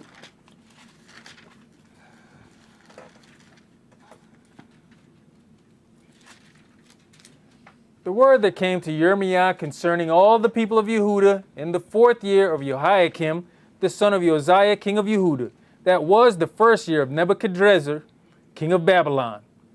The which Yirmiah the prophet spake unto all the people of Yehuda and to all the inhabitants of Jerusalem, saying, From the 13th year of Josiah the son of Amon, king of Yehuda, even unto this day, that is the 23rd year, the word of Yahweh has come unto me, and I have spoken unto you, rising early and speaking, but you have not hearkened. And Yahweh has sent unto you all his servants the prophets, rising early and sending them, but you have not hearkened, nor inclined your ear to hear. They said, Turn you again now, every one from his evil way, and from the evil of your doings, and dwell in the land that Yahweh has given unto you and to your fathers forever and ever. And go not after other gods to serve them and to worship them, and provoke me not to anger with the works of your hands, and I'll do you no hurt. Yet you have not hearkened unto me, says Yahweh, that you might provoke me to anger with the works of your hands to your own hurt. Therefore, thus says Yahweh of hosts, because you have not heard my words, behold, I will send and take all the families of the north, says Yahweh, and Nebuchadrezzar, the king of Babylon, my servant, and will bring them against this land, and against the inhabitants thereof, and against all these nations round about, and will utterly destroy them, and make them an astonishment and a hissing and perpetual desolation. Moreover, I will take from them the voice of mirth and the voice of gladness, the voice of the bridegroom and the voice of the bride, the sound of the millstones and the light of the candle. And this whole land shall be desolation and an astonishment, and these nations shall serve the king of Babylon 70 years. All right. So we went from 8 to 7 to 18 to 40, then 70 years. This prison sentence keep getting longer and longer. But you learn the ways of your Elohim through the way in which he punishes. Go ahead. And it shall come to pass, when 70 years are accomplished, that I will punish the king of Babylon and that nation, says Yahweh, for their lawlessness, and the land of the Chaldeans, and will make it perpetual desolations. And I'll bring upon that land all my words which I have pronounced against it, even all that is written in this book, which Yirmiah has prophesied against all the nations. For many nations and great kings shall serve themselves of them also, and I will recompense them according to their deeds and according to the works of their own hands. All right, let's go to Obadiah chapter 1. Now, there was a statement that was made in a conversation between, the Christian brother and the Jewish brother. That sounded like a joke. It was a Christian and a Jew, and they came in the room and they walked into the Hebrew, and then But what was happening in that conversation, the Jewish guy says, let's just get out of who is bloodline Jew. And the guy said, well, I'm completely all for that, because the book says anybody can convert. But the battle was about which one of y'all is the convert.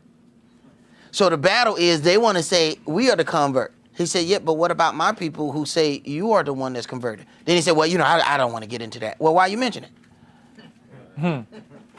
So then the statement says, okay, so let's assume that we all are Jews.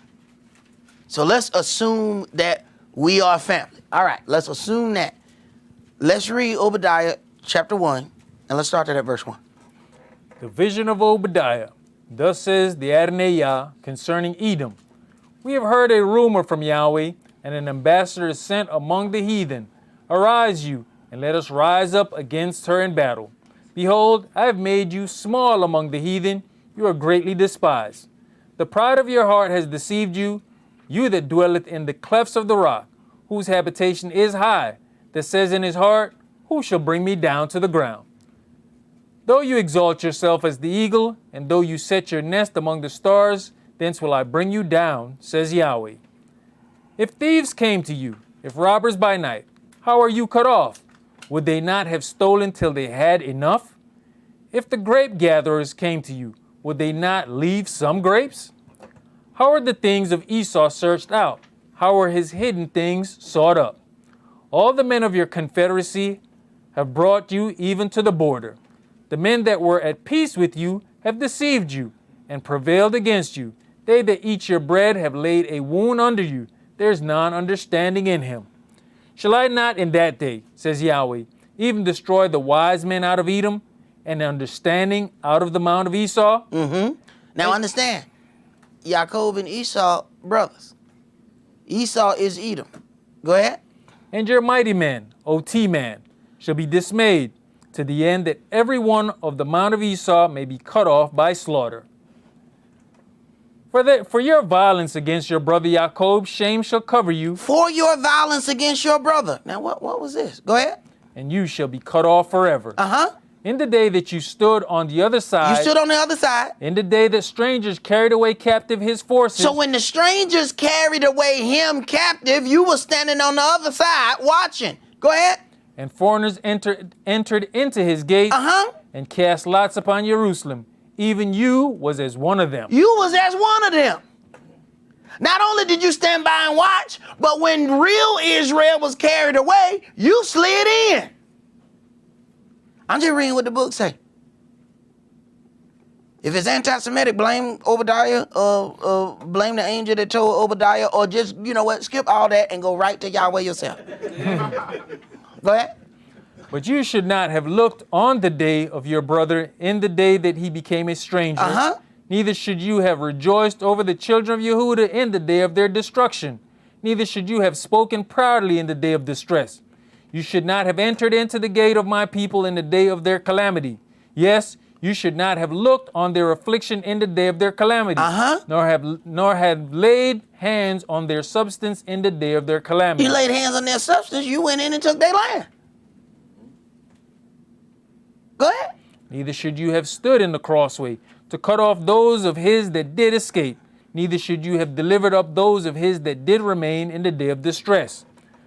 For the day of Yahweh is near upon all the heathen. As you have done, it shall be done unto you. Your reward shall return upon your own head. For as you have drunk upon my holy mountain, so shall all the heathen drink continually. Yes, they shall drink, and they shall swallow down, and they shall be as though they had not been. But upon Mount Zion shall be deliverance, and there shall be holiness. And the house of Jacob shall possess their possessions. And the house of Jacob shall be a fire, and the house of Joseph a flame, and the house of Esau for stubble. And they shall kindle in them, and devour them. And there shall not be any remaining of the house of Esau, for Yahweh hath spoken it. All right. Let's go to 2 Kings chapter 17. 2 Kings 17. Because, you know, when I hear the things about how people have always been in the land, it really makes me question, okay, either Yahweh lying or you're lying. Something has to be wrong with that. Because the things that I read in my book, it does not coincide with the things that are being said. So we're going to go to 2 Kings chapter 17. And we're going to start that at verse 18, and we're going to read through verse 35. Therefore Yahweh was very angry with Israel, and removed them out of his sight.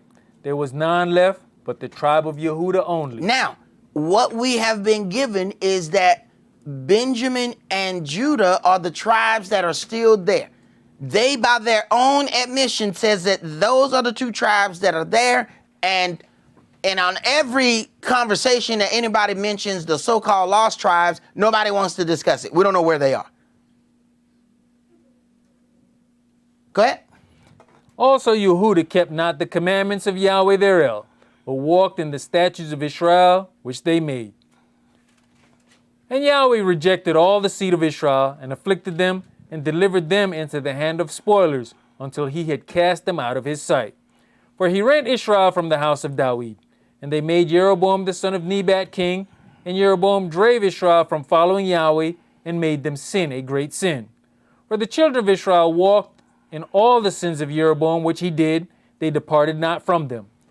Until Yahweh removed Israel out of his sight, as he had said by all his servants the prophets, so was Israel carried away out of their own land to Assyria unto this day. And the king of Assyria brought men from Babylon, and from Cutha, and from Ava, and from Hamath, and from Sepharvaim. So now we have a thing where we have these situations where people are saying, well, I'm Ashkenazi Jew, and then this other one is a Sephardic Jew. Sephardic is Sepharvaim. These people are brought into Israel as Israel was carried out. Go ahead. So maybe Sepharvaim, Semitic, not Shemitic. Hey, they Sepharvaic. Maybe you need to be saying that. Maybe we need to be anti-Sepharvaic or something like that, because we don't see the connection here. But hey, it is what it is. Go ahead. And placed them in the cities of Samaria instead of the children of Israel. They were placed in Israel instead of Israel. So when somebody tells me that they've always been in the land, I'm saying once again, that unjustifies you. Because the people of the land were taken out. And then infiltrators or occupiers were put in. That's what the book, if it's anti-Semitic, blame Yahweh. Because this is his book. Go ahead. And they possessed Samaria and dwelt in the cities thereof. And so it was at the beginning of their dwelling there that they feared not Yahweh. Therefore Yahweh sent lions among them, which slew some of them. So this is something that we still suffer in our jobs to this day. This very situation. This is how you know that you're walking in a curse. Go ahead. Wherefore they spake to the king of Assyria, saying, the nations which you have removed and placed in the cities of Samaria know not the manner of the el of the land. Therefore he has sent lions among them. And behold, they slay them, because they know not the manner of the el of the land. Then the king of Assyria commanded, saying, carry thither one of the priests whom you brought from thence. So the real priests were then brought back to teach and make fake priests.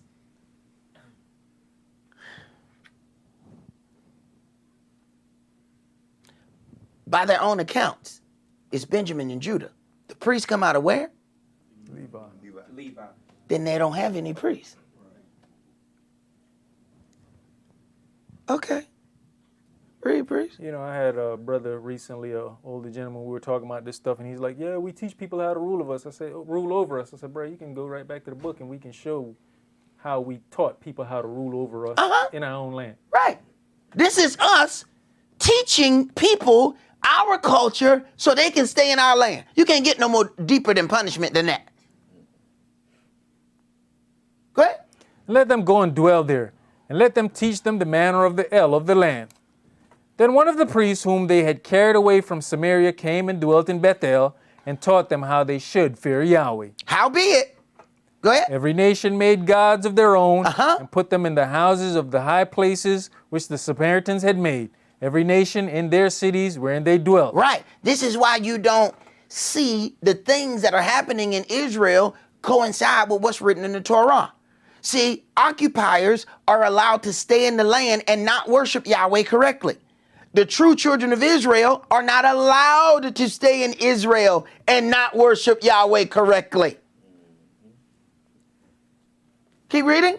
And the men of Babylon made Succoth-Benoth, and the men of Cuth made Nergal, and the men of Hamath made Ashima, and the Ivites made Nimhaz and Tartak, and the Sepharvites burnt their children in fire to Adremelech and Amenelech, the gods of Sepharvaim. So they feared Yahweh and made unto themselves of the lowest of them priests of the high places. So when that statement is made, it didn't come from Esaac ben Israel, that they made the lowest of them priests. That come out the book. Okay? So when Yahweh says that the lowest of them have been made priests, but you know, people can't fight Yahweh. So then I read it, they gonna say, you know what, Esaac ben Israel, he anti-Semitic. But that case, this book is, because the book said it. Go ahead. Which sacrificed for them in the house of the high places. They feared Yahweh and served their own gods after the manner of the nations whom they carried away from thence. Right. They are allowed, you talking about punishment. Think about your kid. You punish your kid for something. Then you let his friends come in your backyard and do the very things that he got punished for. Then you help him. Here you go, you need some snacks. Go ahead. All right, now look out the window, watch him. But Daddy, this is what you whipped me for. I know. Go ahead, they having so much fun worshiping the devil. See, I'm gonna let them worship the devil in your yard. See, maybe you will learn to have some appreciation for your yard, but I'm gonna let them enjoy themselves. I mean, for a little while, before I kick them out. But I'm gonna let them have fun right now. Go ahead. On to this day they do after the former manners. They fear not Yahweh, neither do they after their statutes, or after their ordinances, or after the law and commandment which Yahweh commanded the children of Jacob, whom he named Israel. Right. So then I always ask people when they tell me that they go into the Holy Land, how can a land be holy without any priest? What a priest said. Tell me what a priest said. Kohen. Kohen! What that? Go ahead, finish that. With whom Yahweh had made a covenant and charged them, saying, You shall not fear other gods, nor bow yourselves to them, nor serve them, nor sacrifice to them. All right. Now let's go to Ezra. All right, Ezra chapter 2, we're going to read verse 1 to start off with. As my elder said, if you had a roast, go check on it. We got some business to tend to.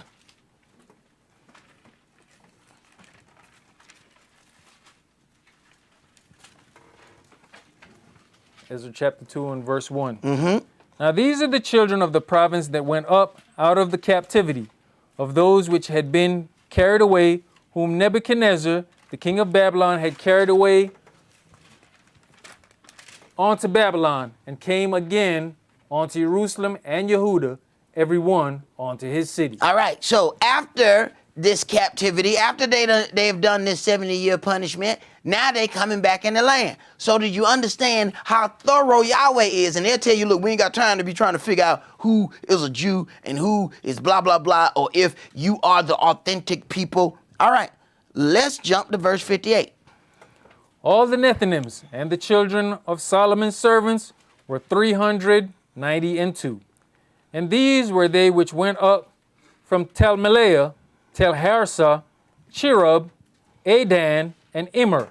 But they could not show their father's house. I'm sorry, whose house? Their father's house. Now, we have a thing where people keep telling us one of the questions where when in the dialogue, the Ashkenazi Jew says, you know how I'm a Jew? Because my mother told me.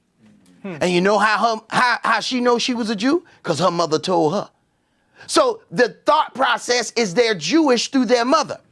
Right here, what Yahweh does is through the house of the Father. I tell you, my elder used to say some stuff.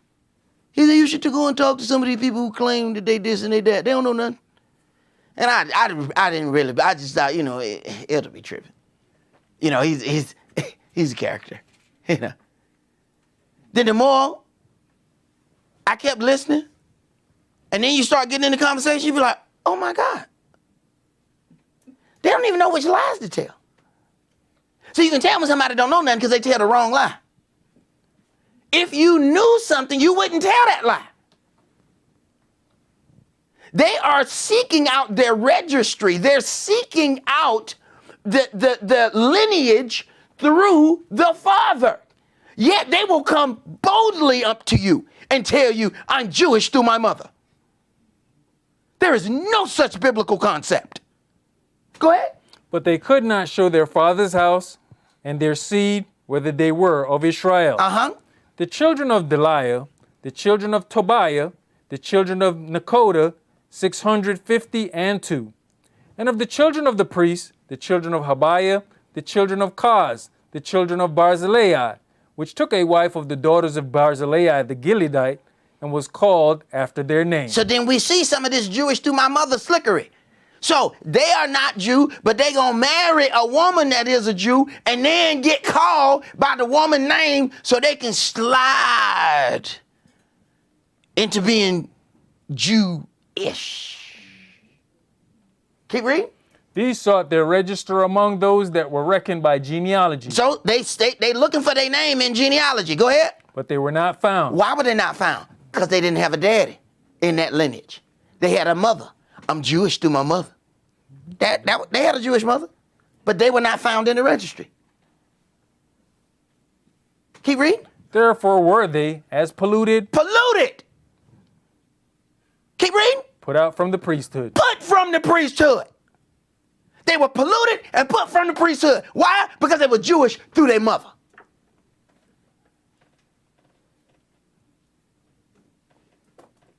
And all of your hate mail, send it to Yahweh.com. Because I didn't write this. Okay? Now, we're going to deal with a little bit more of how this Jewish through my mother don't make no sense. Let's go to Genesis chapter 46.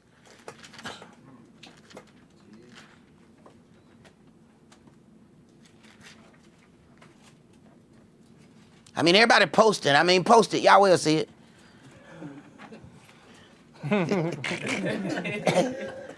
What? Genesis chapter 46, and we're going to read verses 19 through 21. The sons of Rachel, Yaakov's wife, Joseph and Benjamin, and unto Joseph in the land of Egypt were born Manasseh and Ephraim. All right, which make up a great part of Israel here. We're talking about half tribes. All right, go ahead. Which Asenath, the daughter of Potiphar, priest of On, bare unto him. Stop. That means Ephraim and Manasseh would not be Israelites because they are not Jewish through their mother. Their mother comes from Egypt. Their father is Joseph. Their father is an Israelite. Their mother is not. That lie wipes out Ephraim and Manasseh as tribes.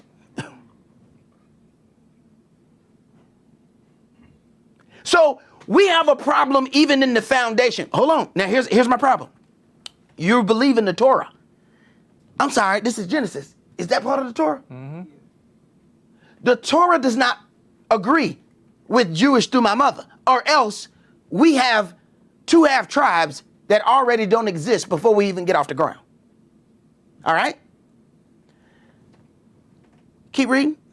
And the sons of Benjamin were Bela and Becher, and Ashbel, Gera and Naaman, Ehi and Rosh, Mupim and Hopim and Ard. All right. Now let's go to Matthew chapter 1. Because we still have a lot of people. Most of our people come out of Christianity, just like we. So we need to be compassionate. That our brothers in Christianity are just brothers who are getting there but have not gotten there yet. Okay? So we need to have compassion on all of our brothers like that. But here we go. So we got to read something for them too. Because, they like, we ain't reading on the Old Testament. Unless we talking about tithing, don't you go in there. You know what I'm saying? Nobody, no, my pastor warned me about y'all. All right. So let's go in Matthew. I'm sure your pastor didn't say nothing about Matthew. All right. Matthew chapter 1, and we're going to read verse 1 through 6. The book of the generation of Yahshua HaMashiach, the son of Dawid, the son of Abraham. Abraham begot Esau. Once again, fatherly lineage. All right, go ahead. And Esau begot Jacob. Uh-huh. And Jacob begot Yehudis and his brethren. And Yehudis begot Pharez and Zerah of Tamar. Now, this is where it starts getting interesting.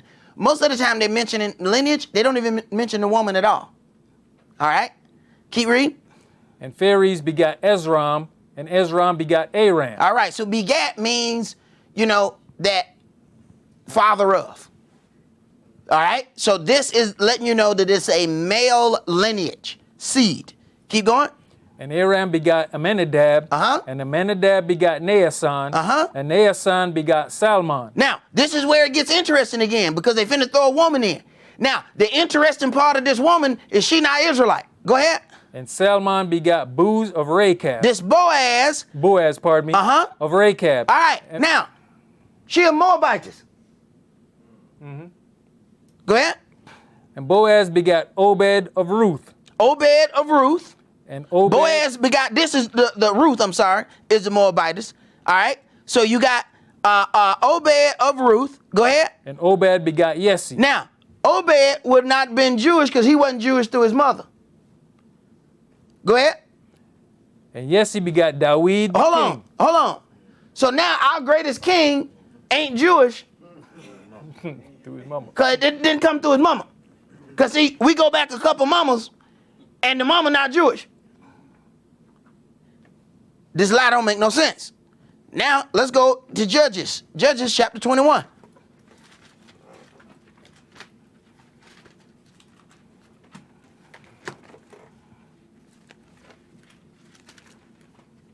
See, if you are my witnesses, but what's a witness that won't testify?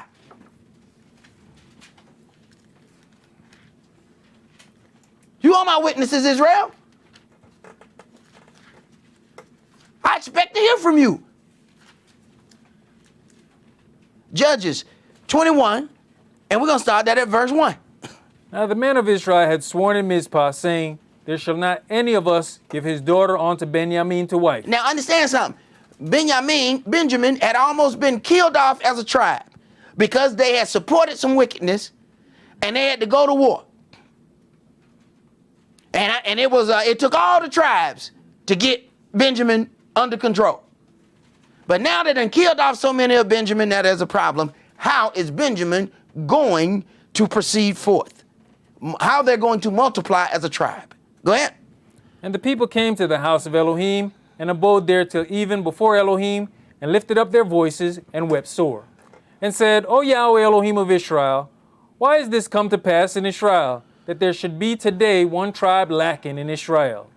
And it came to pass on the morrow that the people rose early, and built there an altar, and offered burnt offerings and peace offerings. And the children of Israel said, who is there among all the tribes of Israel that came not up with the congregation unto Yahweh, where they had made a great oath concerning him that came not up to Yahweh to Mizpah, saying, he shall surely be put to death. And the children of Israel repented them for Benjamin their brother, and said, there is one tribe cut off from Israel this day. How shall we do for wise for them that remain, seeing we have sworn by Yahweh that we will not give them of our daughters to wives? And they said, what one is there of the tribes of Israel that came not up to Mizpah to Yahweh? And behold, there came none to the camp from Jabesh Gilead to the assembly. For the people were numbered, and behold, there were none of the inhabitants of Jabesh Gilead there. And the congregation sent thither 12,000 men of the valiantest, and commanded them, saying, go and smite the inhabitants of Jabesh Gilead with the edge of the sword, with the women and the children. And this is the thing that you shall do. You shall utterly destroy every male and every woman that has lain by man. And they found among the inhabitants of Jabesh Gilead 400 young virgins that had not known man by lying with any male. And they brought them onto the camp to Shiloh, which is in the land of Canaan. All right. So in this situation then, that they have these women, remember, in certain places they were supposed to kill everything, and then in other places that was far off they could kill and then leave certain things still alive. Go ahead. And the whole congregation sent some to speak to the children of Benjamin that were in the rock Ramon, and to call peaceably unto them. And Benjamin came again at that time, and they gave them wives which they had saved the life of the women of Jabesh Gilead. And yet, so they sufficed them not. Okay, stop. These were women that were kept alive from the military campaign. In Israel, they said they have Judah and Benjamin, and they say they Jewish through their mother. This whole tribe had to be given wives from somewhere else. None of the women are Jewish.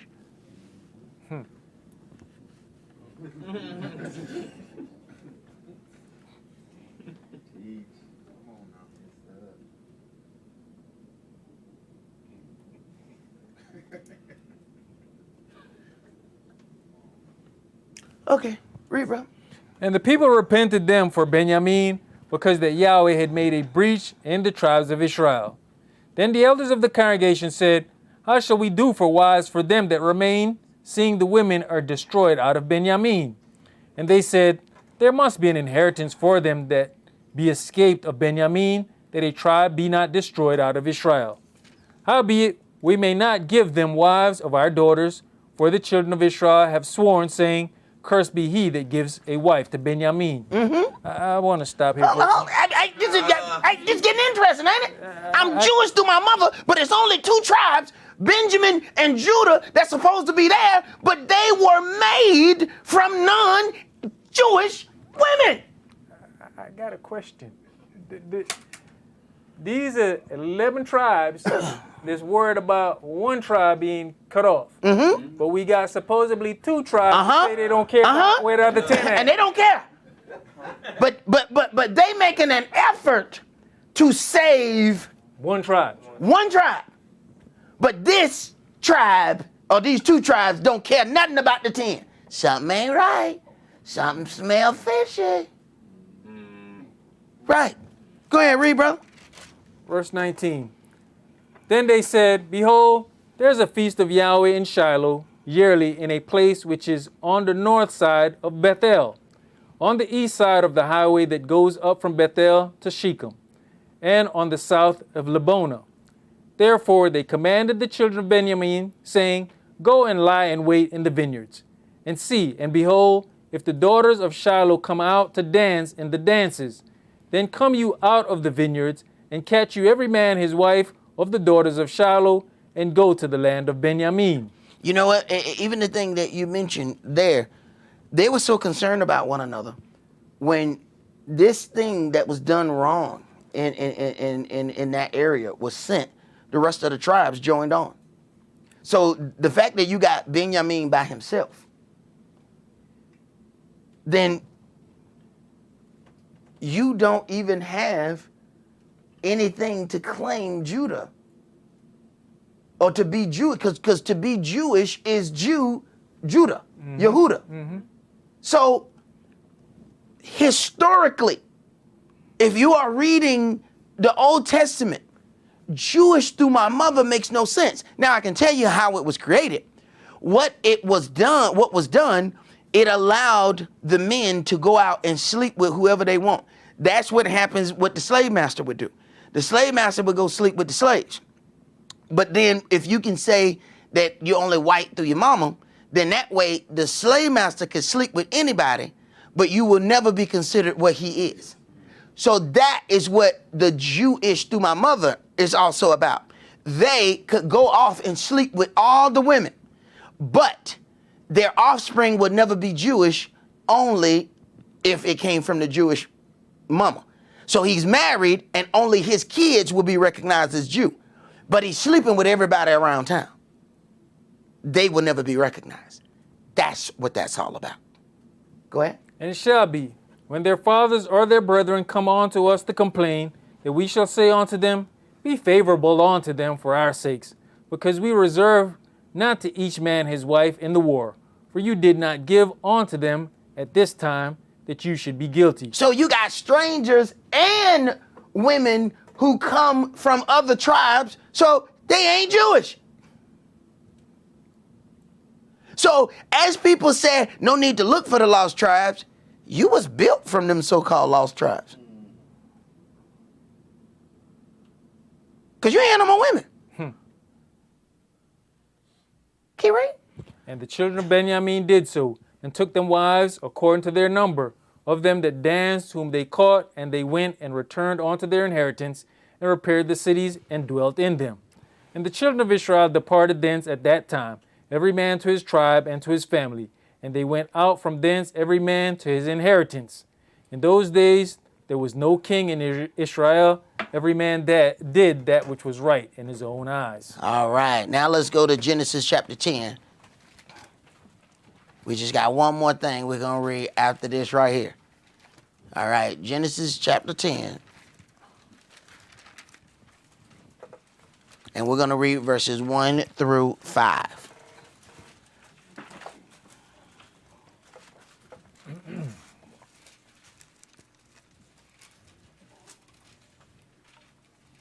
Verse 1. Now these are the generations of the sons of Noah, Shem, Ham, and Japheth. Uh-huh. And unto them were sons born after the flood. Right. So then the earth was made after these three, Shem, Ham, and Japheth. You are one of these. Go ahead. The sons of Japheth, Gomer, and Magog, and Midian, and Yavan, and Tubal, and Meshach, and Tiras. Uh-huh. And the sons of Gomer, Ashkenaz. Stop. So Ashkenaz is of Japheth. So an Ashkenazite Jew is a Gentile, according to my Torah.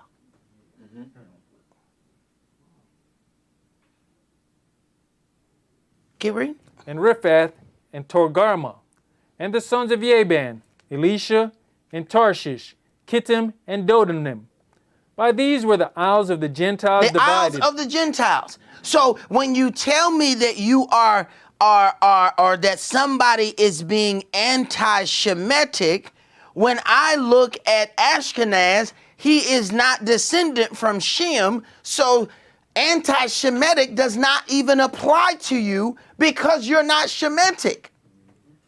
You can tell me that I'm anti-Japhetic. Okay, let's keep it right. So when somebody says that you're anti-Semitic, no, I may be anti-Japhetic, but I am not anti-Shemitic because that's what I am and that's what you are not. Keep reading.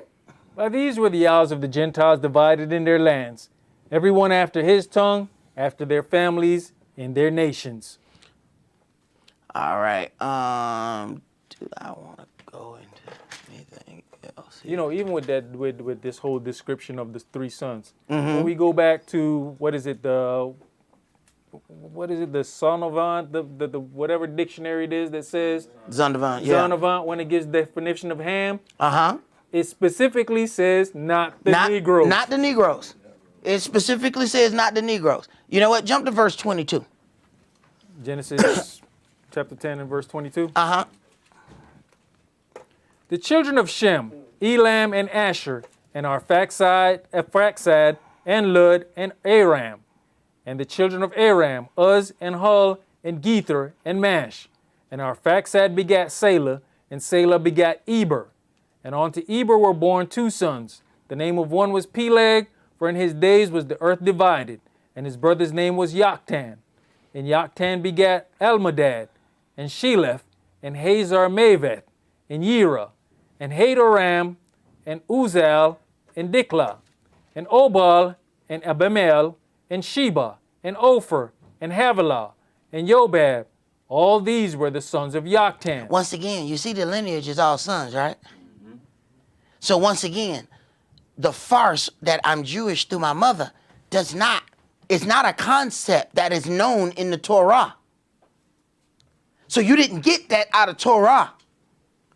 This lineage goes a certain way. So maybe the whole anti-Shemitic that we're not paying attention to is not really about the statements that are being made. Maybe it's to present to us that they are Shemitic when they're not. That you're so busy trying to prove that you're not anti-Shemitic that you have not asked them to prove how they are Shemitic. But let us hear the conclusion of this matter. Let's go to Isaiah chapter 14.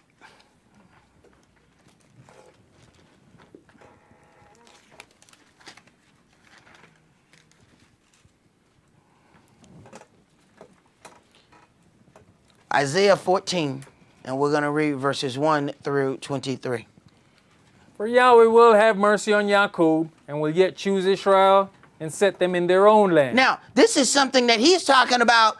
He said he's going to set them in there. Not America and Great Britain is going to set them in the land. Yahweh says, I will not give my glory to another. And nobody's going to get the credit for what I'm about to do but me. I'm not going to allow somebody else to get the credit for that. You mean, you placed them in the land? Well, then America your God then. Britain's your God. No, I'm going to do this, says Yahweh. The glory is mine, and I will not give it unto another. Go ahead. And the strangers shall be joined with them, and they shall cleave to the house of Jacob.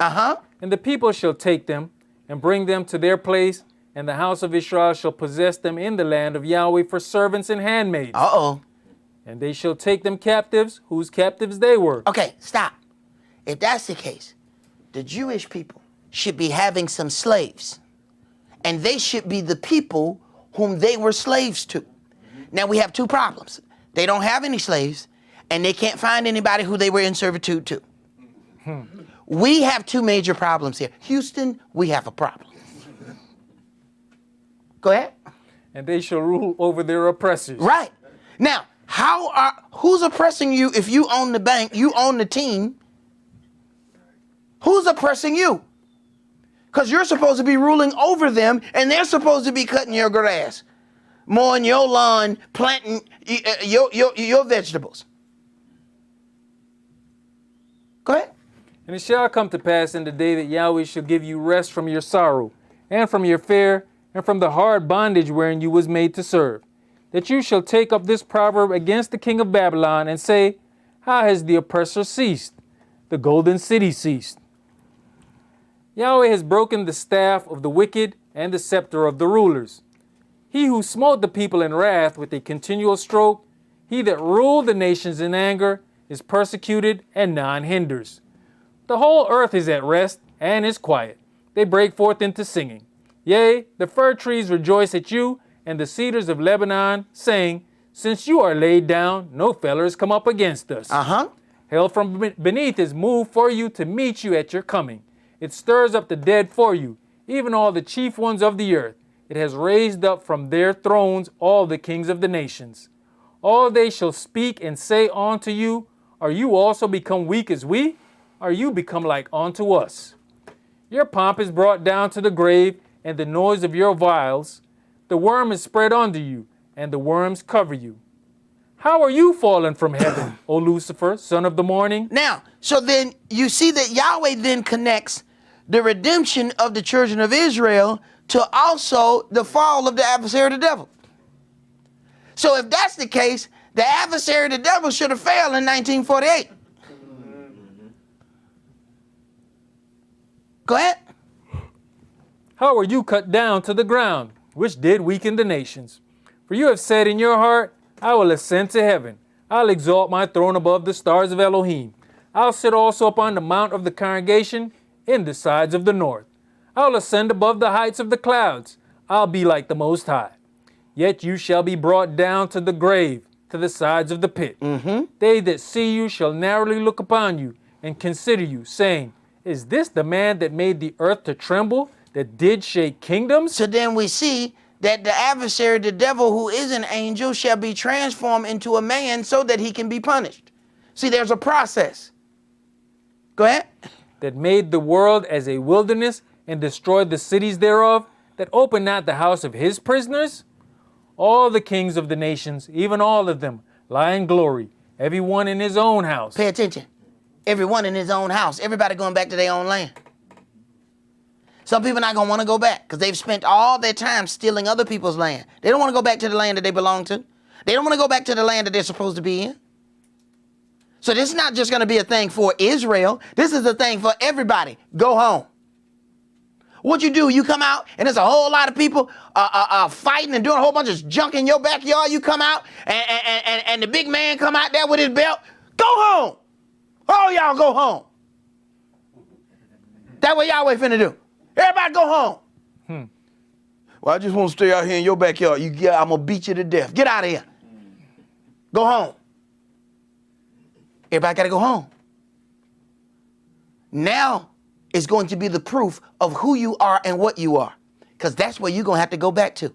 Ain't going to be no more white privilege or this. No. White only exists in a colonial setup. You can't go to Europe and say, hey, y'all, I'm white.